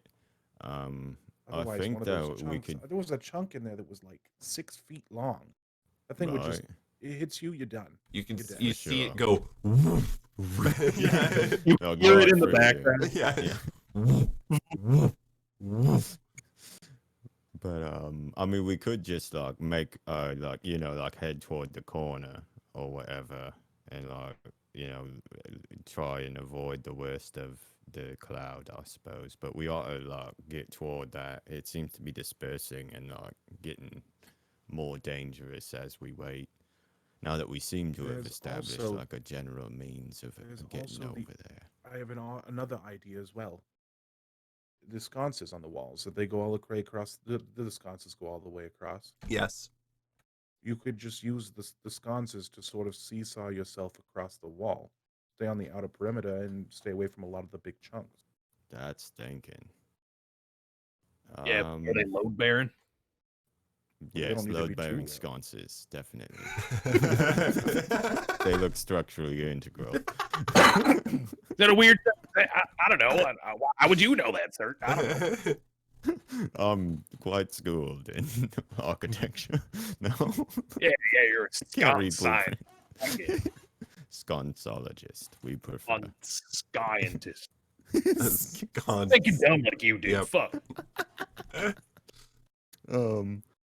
Oh man, no, that's yeah. That's another really good option there that I did not consider. It doesn't I need to forgot about support that. too much weight. It doesn't take much to move this rock. Right, we just need like an anchor point to start the motion with or whatever. Someone could like lasso one here, and I think Sertuk will go about that Okay. effort, right? And then like we can just use that rope to get whoever's going across, and then like wait. No, hang on. I'm not sure that works to get back. It did seem like it was just going on its own once you started. Like if you once you got Yes. the rock to just move, it would like travel at its own pace. unless Right, it was but stopped by not something. in this direction. Remember, in this direction. I'm so, sorry, which so not horizontal like or if vertical? you have if the rock is like on this cycle, where it's like it's in the middle of a rope that is tied to itself, it will not move in just a horizontal direction. It must have some vertical Gotcha. up and down movement to get any kind of horizontal. You can basically do what you guys are talking about and move up and down, and every time you move it up or down, as long as you're pushing it in the same direction, it will slowly move in that direction. There is no friction, so if you push it down into an angle at 3 miles an hour, it would continue traveling at 3 miles an hour in that direction until it hits something. Okay. And you could just grab Yeah. the first sconce, get yourself going down until you hit the wall, and then crawl your way down the wall to the next sconce. Use it to give yourself some downward momentum until you hit another sconce, Right. like maybe 30 or 40 Basically feet climb down. your way down the wall You for an Spider-Man your infinitely way. across the You got edge. a rope for that? You each have 100 feet of rope. It needs 65 feet to complete a cycle. So you each have 35 feet of rope extra. So we could, yeah, that, or the other thing I would say is if we get an anchor line to one of these sconces, you could use that to guide Right. your motion on the rope, and then you could just even. Though that won't help you guys Like get make the that. rocks, the giant stones across the pit. No, because it that would will not. require you're using your ropes to get you across, and one rope is not going to hold. And my One thought, of those my thought with stones. the ropes is essentially the same thing. We just need a little bit of extra. You know, I assume those chains can hold the ropes, or hold the rocks, but I don't imagine that the rope can. Right. But you could braid some ropes together to make it maybe a little more load bearing, and use the Oh. same sort of concept to just sort of push the rocks across. or we could just like tie ourselves to the rock as we get ourselves across, keep that as like an anchor line, and then just pull from over there to let it fall freely, and then like get the fuck out of the Roll way me before a it hits. dexterity check as a very large piece of shrapnel hits another piece and sprays you guys with fist-sized chunks. Oh dear. That's fun. Ooh, rolling hot tonight. 2. 10 altogether. 9. 9. All right, so I'm gonna roll for Azran here. Oops, that was a plane chase dice. That was not a d6. Oh, he rolled a 4, so you and Azran are gonna take a little bit of ouchies here, my friend. Not that much ouchies. That's not the right die. There we go. You take 3 damage. Oh shit! Azran takes 10 damage. Oh my god. He is he got hit in the head. He is on his back, moaning and holding his head as these rocks have just like sprayed you guys. Jalal and Surtuk, you were able to get out of the way, and Arlen, you got struck like in the hip by a good chunk of rock. The same hip he pulled earlier. Yes. Yep. Yeah. Exactly the same. Yep. Strangely, you feel better. Put Put it back. Oh. Whatever we're doing, we Release. probably want to do it like now. Right. There might not be time for testing anymore, and I'm more than happy to Yeah. be the guinea pig. So do I want to lasso one of those sconces from here, or do we want to try and like use the rope to get over there, and then, or what do you think here? Because like I guess we got to try and start this process along. I feel like. Get me over there. I can tie a rope off to something, and we can freely come back and forth. I'm not sure. Is there something that appears? I guess are there sconces along the back wall and stuff? Yes. Yep. They're Okay. all around the wall, each about 6 feet apart. Right. That sounds like that should work then. Sure. You're saying that We just give the you like a force- good push, and I could punch the wall, and I punch sure. hard, You do.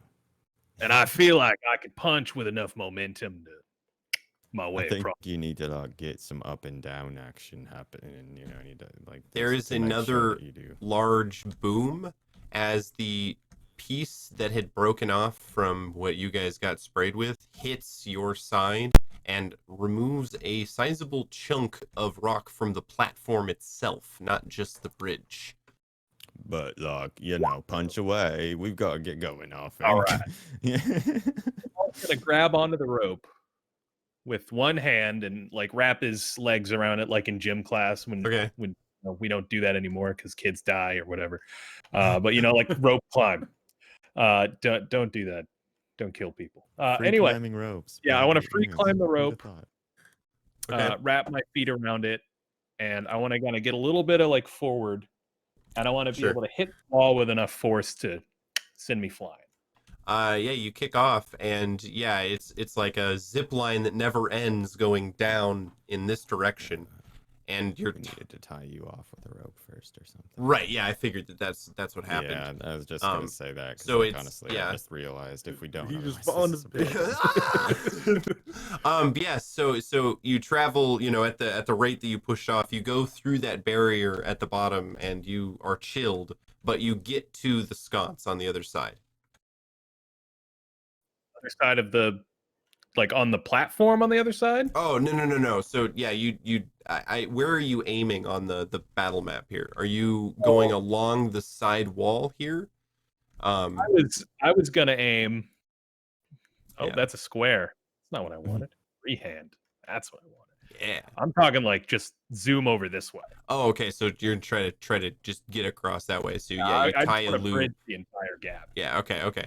So you kick off. So I'm gonna roll some rolls to see if you get hit by shit as you're making your way across, because there is a lot of stuff in the air now.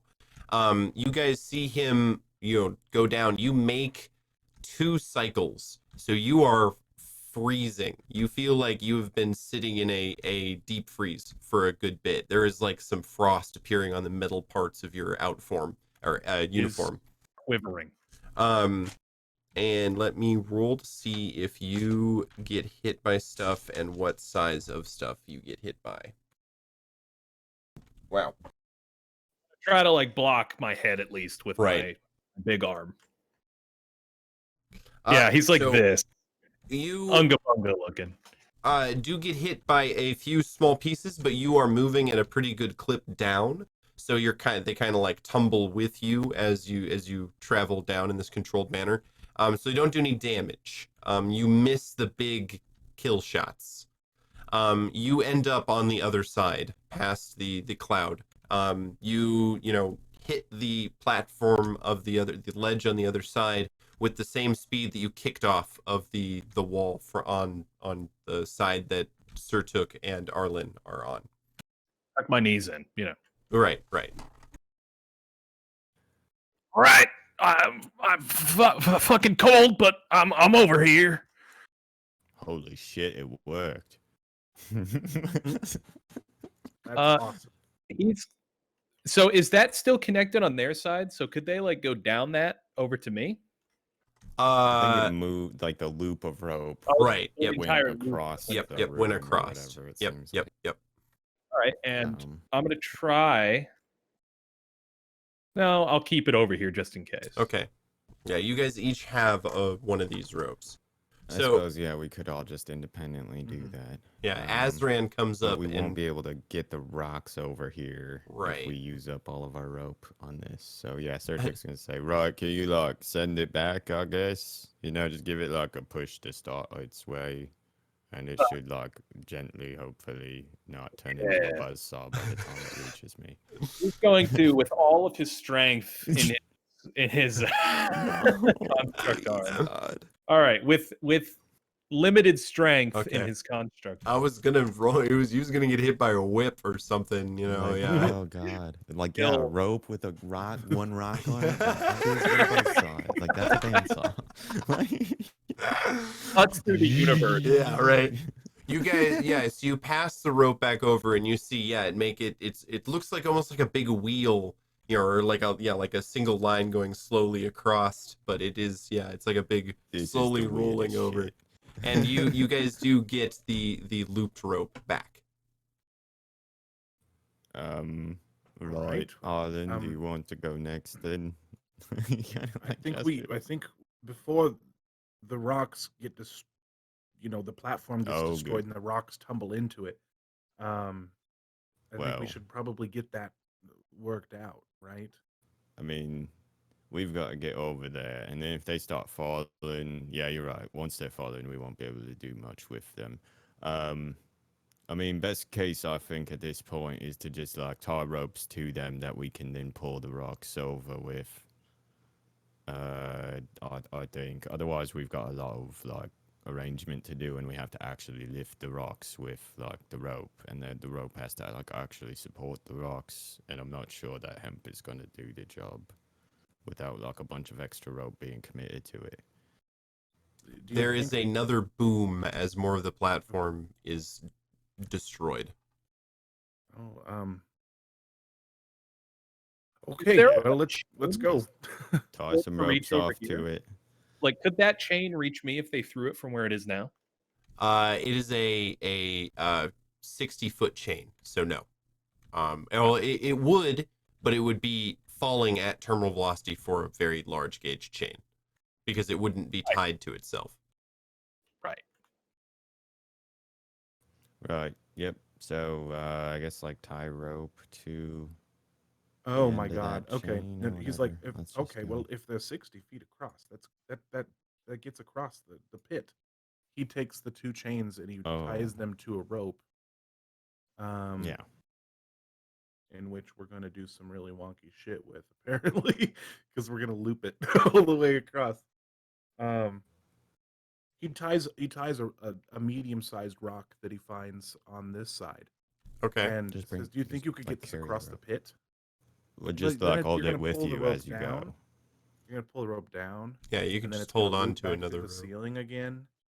I feel like we're gonna end Right. up like tying the rock through the building somehow. No, it'll be fine. Okay, It's, sure then. I I'll mean, just it's carry. the same I'll way carry the the rest rope. of the rope is functioning, I think. Yeah.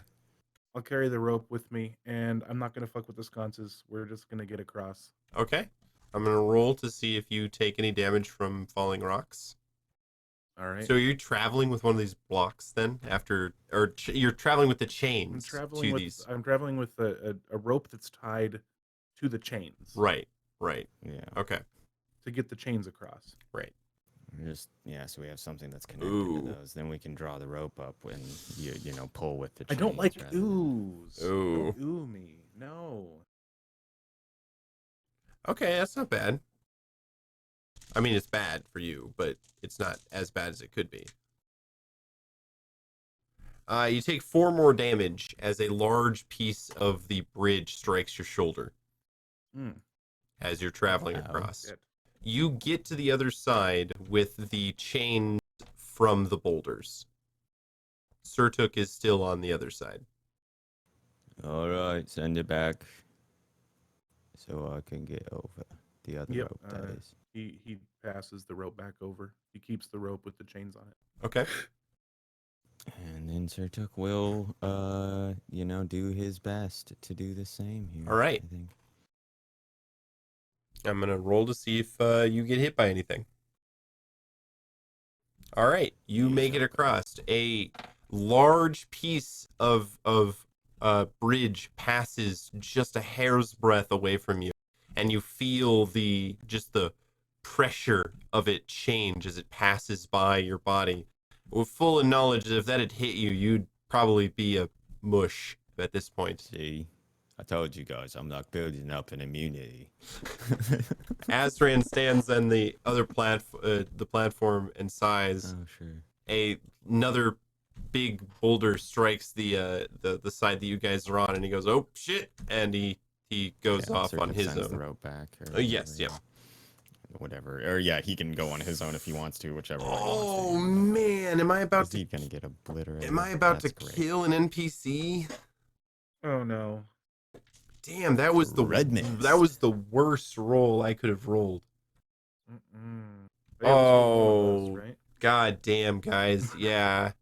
So Azran fucking starts across the pit, and that same piece of bridge that missed Surtuk by a moment hits Azran like a truck.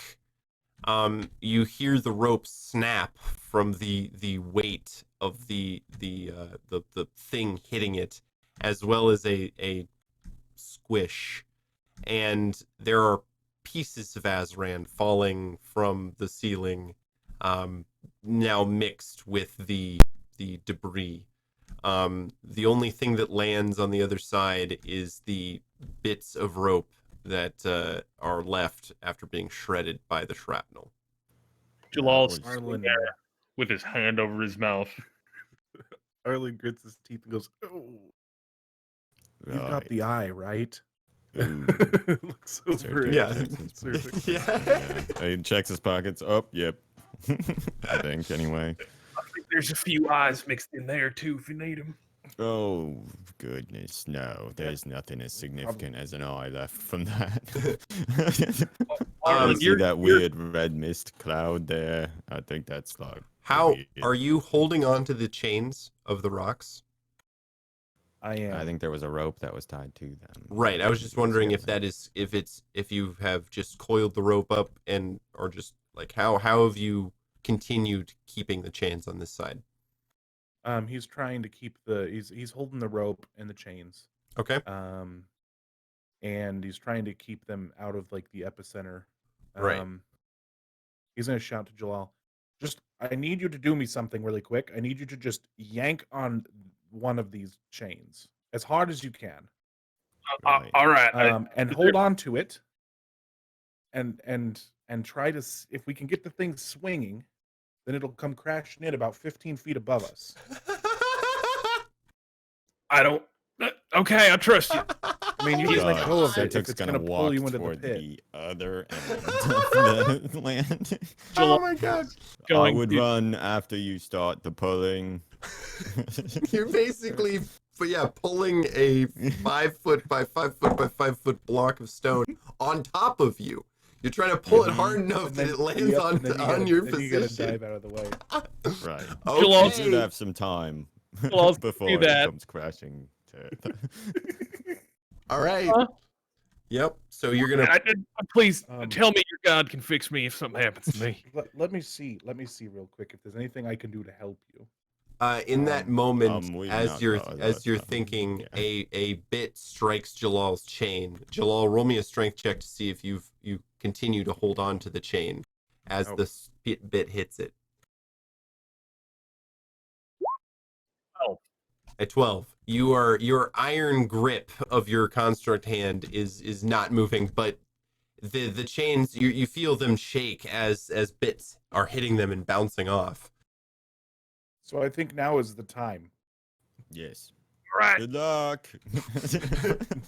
All right, yeah, roll me another strength as you just try to yank these giant blocks. I will say that the platform is now greatly degraded, so that they're on the very edge. So it won't take a ton of strength to just tip them off into the edge itself. 9. A 9. You have succeeded in pulling your block towards you at a pretty good clip. You're going to need me to roll a dexterity save or defy danger. Yep, defy danger. With whichever trait you want. The best one he would have is to punch the wall next to him to get out of the way fast enough. Yeah. That's a great escape maneuver. I mean, no, That's strength code. in this, you punch that rock. You literally just. That's what I'm gonna judge. Oh no, you're gonna smash into a billion pieces, and it's not gonna. You roll an 8, so you stumble, hesitate, or flinch. I will offer you a worse outcome, a hard bargain, or an ugly choice. So you see this rock coming at you, and you go to punch it really really hard. Well, I want to punch it. I was thinking more like punch the wall to move out of the way as opposed to the rock. Okay, I so don't want you're the just rock like to punching the wall and getting out of the way. All right, so you strike the wall with all your force, which is great. It gets you moving, but it also causes the wall to start falling as pieces of the wall start falling down. So your worst outcome is you can either get out of the way of this thing that you have pulled towards you, and as well as the rocks, but you will force Mr. Arlen to roll a dexterity save to dodge both of the things that you have just done. You can take the dexterity save to dodge the big boulder to get Arlen out of the way of the small shrapnel and the large boulder, or you can dodge the small stuff and you can dodge the boulder, roll dex to dodge the small stuff and get Arlen out of the way of the large stuff. I want to get Arlen out of the way for sure. Okay, all right. Of which one that you've caused? The giant block of stone heading in your direction, or the shrapnel that is falling from the wall? Shrapnel look big and ominous. It looks less dangerous than the thing. Basically, I'm asking you, you can either force Arlen to save from both, or you can pick one to save from, and he'll have to save from one. All right, I'll save him from the big rock. Okay, all right. So, Arlen, you are saved from the big rock. Go ahead and roll me dexterity for the small shrapnel. 4. A 4.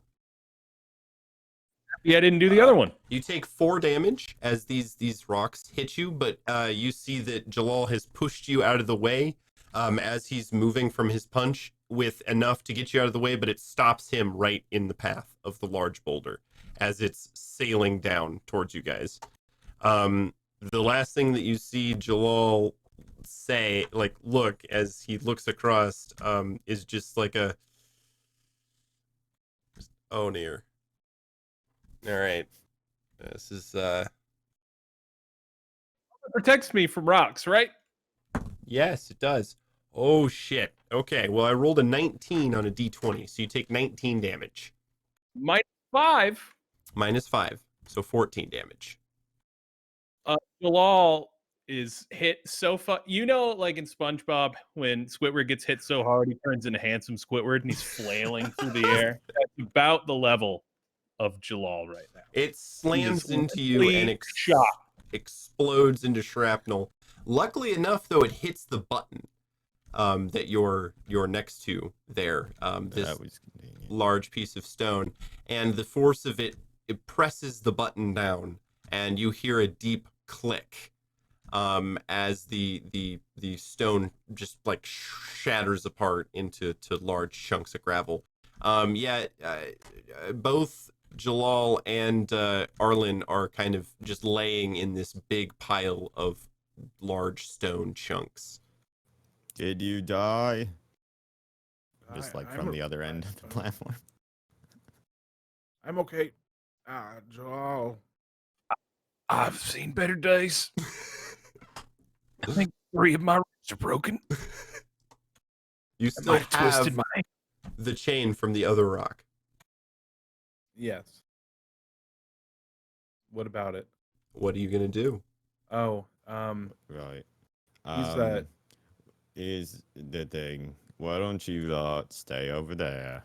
He sighs and says, give me that and I will do my best, I guess. Unless, of course, I'm not going to be able to make the pull happen. And then in that case, sorry there, Jalal. You may have to, like, pinch, yank for me here.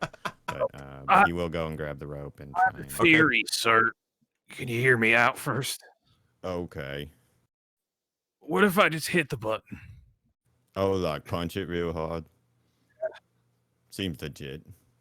But like, I mean, can you make it over there? Arlen brings his arm up and like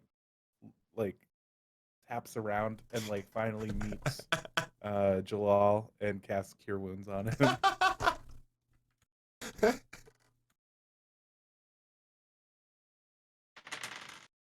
8 + 2 is 10. Nice.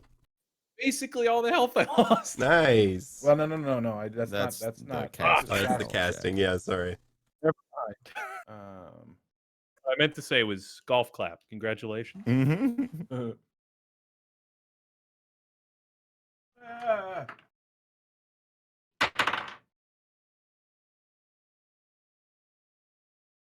That there was a thing I had that gave Yep. me more healing. Yeah. That's my level. It is my level. So 4 + 3, so 7. 7 healing. It's not bad. Not bad. So you feel those broken ribs pop back into place. There is some bruising, but they're back. Doing rib stuff. My ankle. Oh, thank you. All right. And he'll brush himself off. He'll stand up. You hear creaking as his bones set again. And then he'll grab you by the shoulders and just like pick you up and plop you standing position. You know, I talk a lot of shit about your little like cult voodoo, but that shit really helps. Thank you. Yeah, I'll take that as you'll be at my next sermon. I'll go to one. I owe you one. Yeah, if we make it out alive, that is. We have as to get he, back like, across picks eventually. up and dangles his one arm that's not currently functioning after all of that.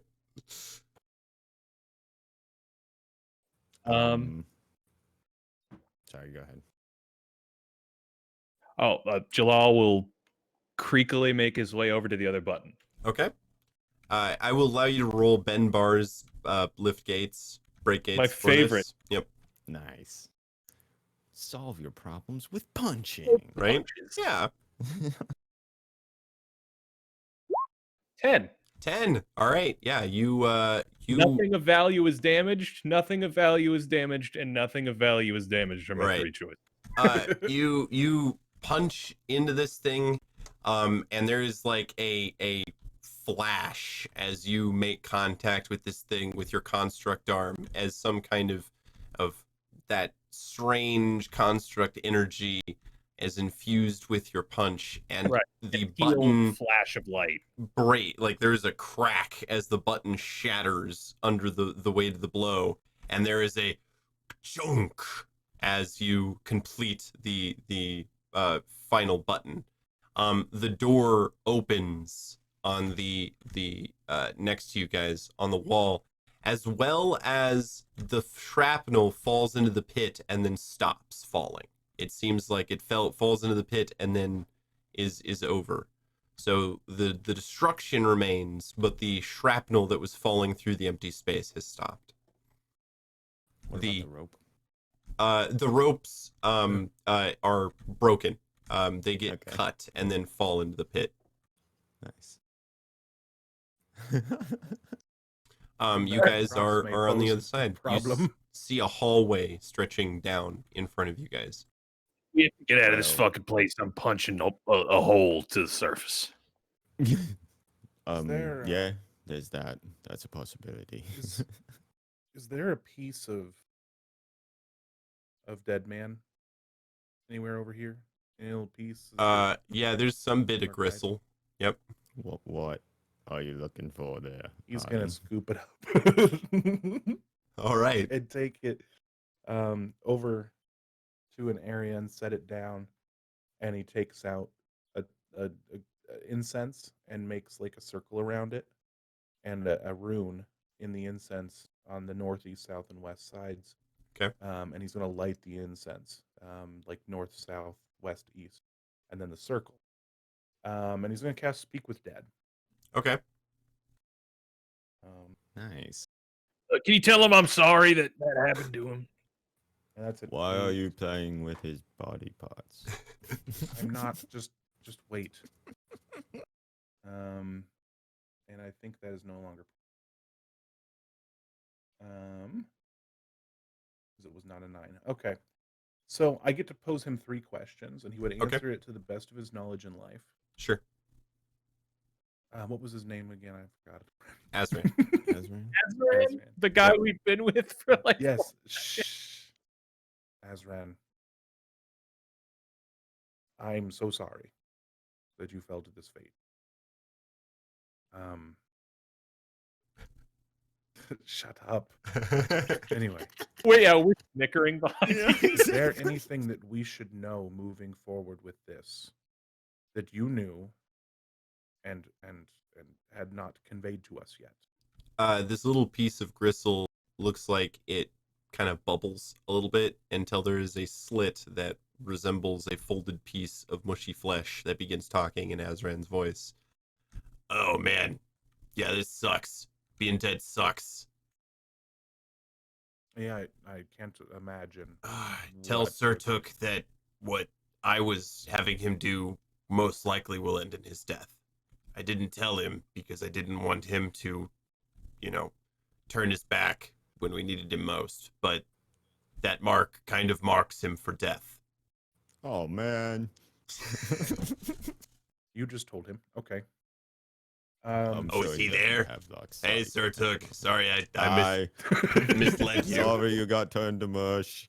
It's okay. I should have seen that rock coming. Did you bring your gold with you when you died? I'm just curious. I couldn't Yes, see I did. any like pockets that came across. It's probably falling through the abyss now. There's no more abyss. You don't have to worry about that. Like your good. tomb is nice and settled. Excellent. When this is over and we are back home, is there anything that we can do for your order? If you make any kind of money doing this, you find any kind of artifacts worth selling, donate something. They consist of lost and orphaned children that have been grown up to believe something. They're going to lose this once you succeed, because I know you will succeed, Surtuk. They're going to lose this responsibility. Sorry. Breaking up. Can't hear you. Something about orphans? They'll be directionless. So that's my only request, is that you go back to the city of Maka and provide for them in some way. I think they have a new business proposal on the way. Well, does anybody else have any questions for him.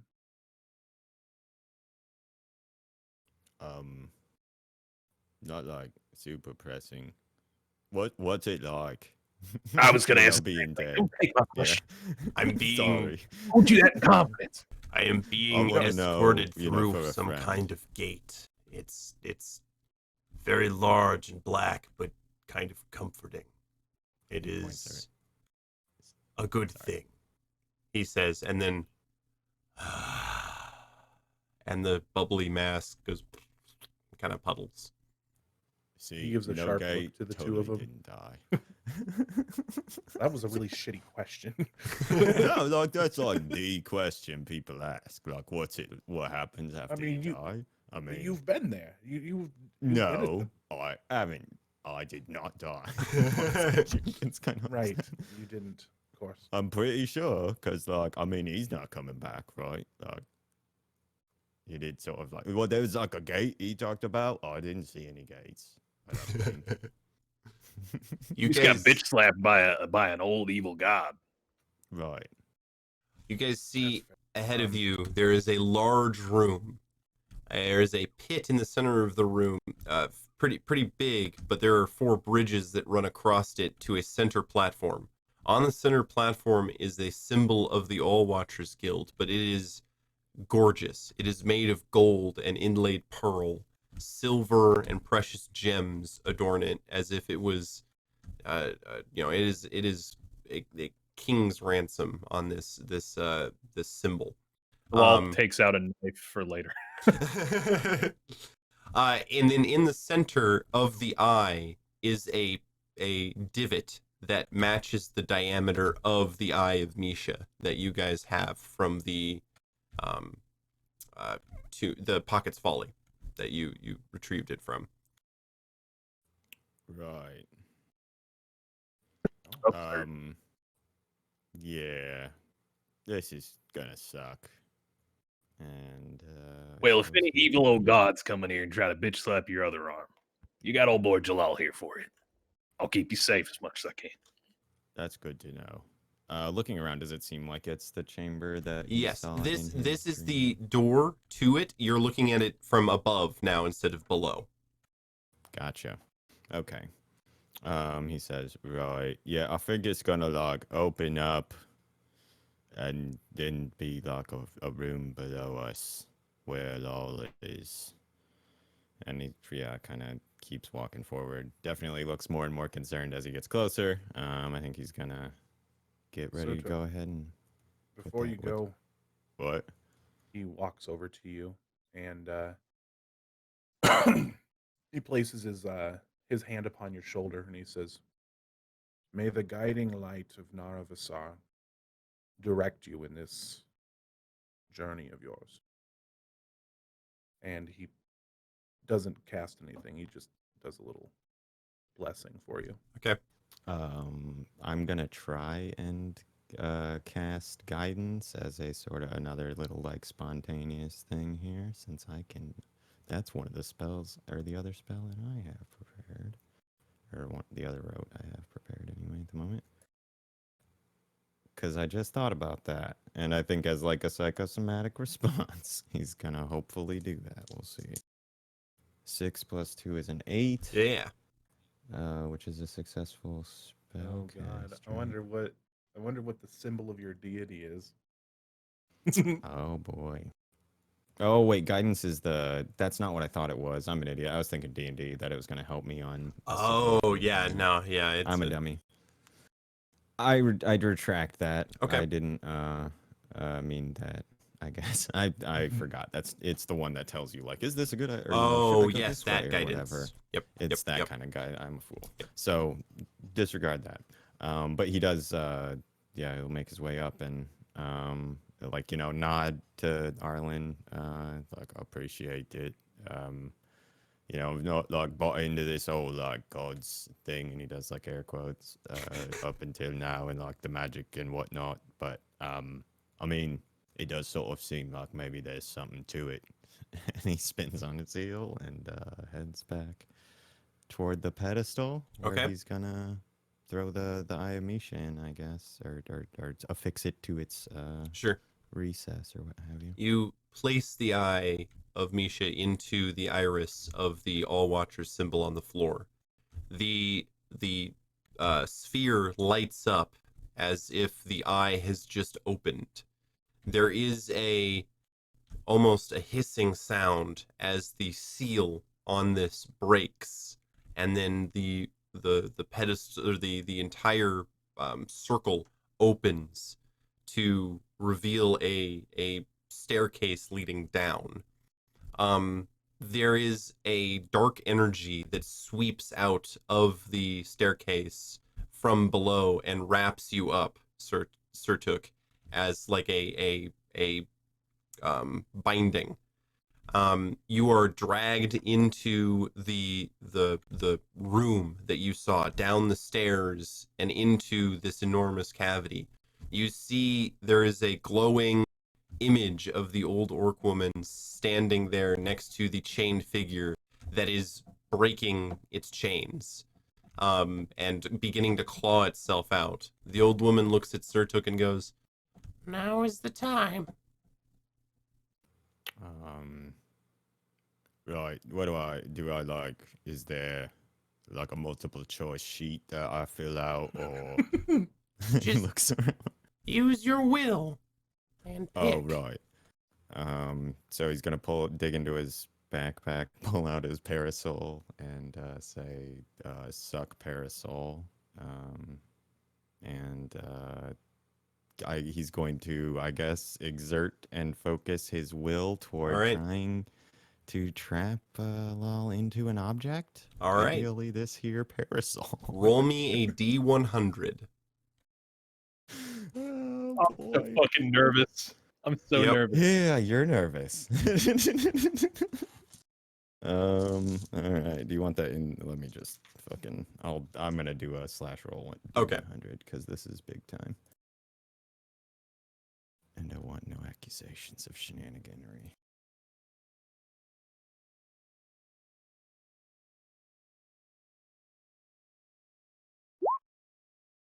A 44. A 44. So there is you focus your will on the parasol and the god coming out of its bindings. It roars at you, and you can see the long teeth like slivers of moonlight coming from the chained visage, and your will screams at it to drive it into the parasol. There is a hiss, and it roars, reaching for you. It wraps its hand around where your symbol was, and you feel a searing sensation. But then there is almost a coolness of certainty and a understanding that you are more powerful than this god. This is just smoke and mirrors. She is a small will that has been eroded by time and by century and by uselessness in a chained cage. And you find that she's just a black butterfly, just a moth. And you just guide this little piece into this parasol, and it lands and wraps around. The parasol turns a deep purple, and there is a symbol of a knifed-beaked raven at the bottom. There is almost a sigh and a shudder, and you are pushed out of the pedestal, or this room, as it looks like it's crumbling upwards and collapsing up on itself. You are brought back out by a sigh of this dark energy with your black parasol, and are alighted on top of the dais. And that put out his he's gonna have his parasol out like he's Mary fucking Poppins. And that is where we'll end the session for the night. Just like looking on, like, yeah, motherfucker. I'm Mary fucking Poppins. Is Mary Poppins badass? Hell yeah. Yeah, Hell Mary yeah. Poppins badass. Yeah. All right, Hell guys. Well, that was our, I believe, 10th episode of Old for Gold? No, 9th episode of Old for Gold. 8th? Oh, eighth Ninth. episode. No, ninth episode of Old for Gold. Yeah, ninth. That was an episode. That was Old an for episode of Old for Gold. We do this every Monday night, or if not this, some kind of stream. Last time we saved a town from, or we rescued a town's pets from an evil cat. If you want to find out, how they saved the town from a cat by punching, you should watch that. It's pretty intense. It's a good time. Again, we do this every Monday at 9:30 CST PM. We also do Table 13, which is a advice DM show. We do that on Thursdays at 10:30 PM CST. In addition to those things, we have a pretty active YouTube channel that you can check out with a bunch of these videos on there from this show as well as other shows that we have done. We have a few funny commercials on there. If you caught the break, you've a little taste of those. You can see all of those. Show your friends on our YouTube channel. We also have a completed podcast called Dragon's Paralandia that you can check out on anywhere podcasts are grown. So like Pod Farm, Podbean, Bean Farms. Grower. Bean Farm. Bean Farms. You can find them in Bean Farms. I've heard there. Yes. Right. And so check that out. It's a completed story. It's 2 seasons. It's really cool. It also sets up how the our newest product, which is going to be released at the end of March, is going to look, because they are continuing the story from the podcast into a stream with new characters, but taking place in the country that the podcast had established. Podbast. Other than that, join our Discord if you want to hear me make mistakes in text as well as in chat.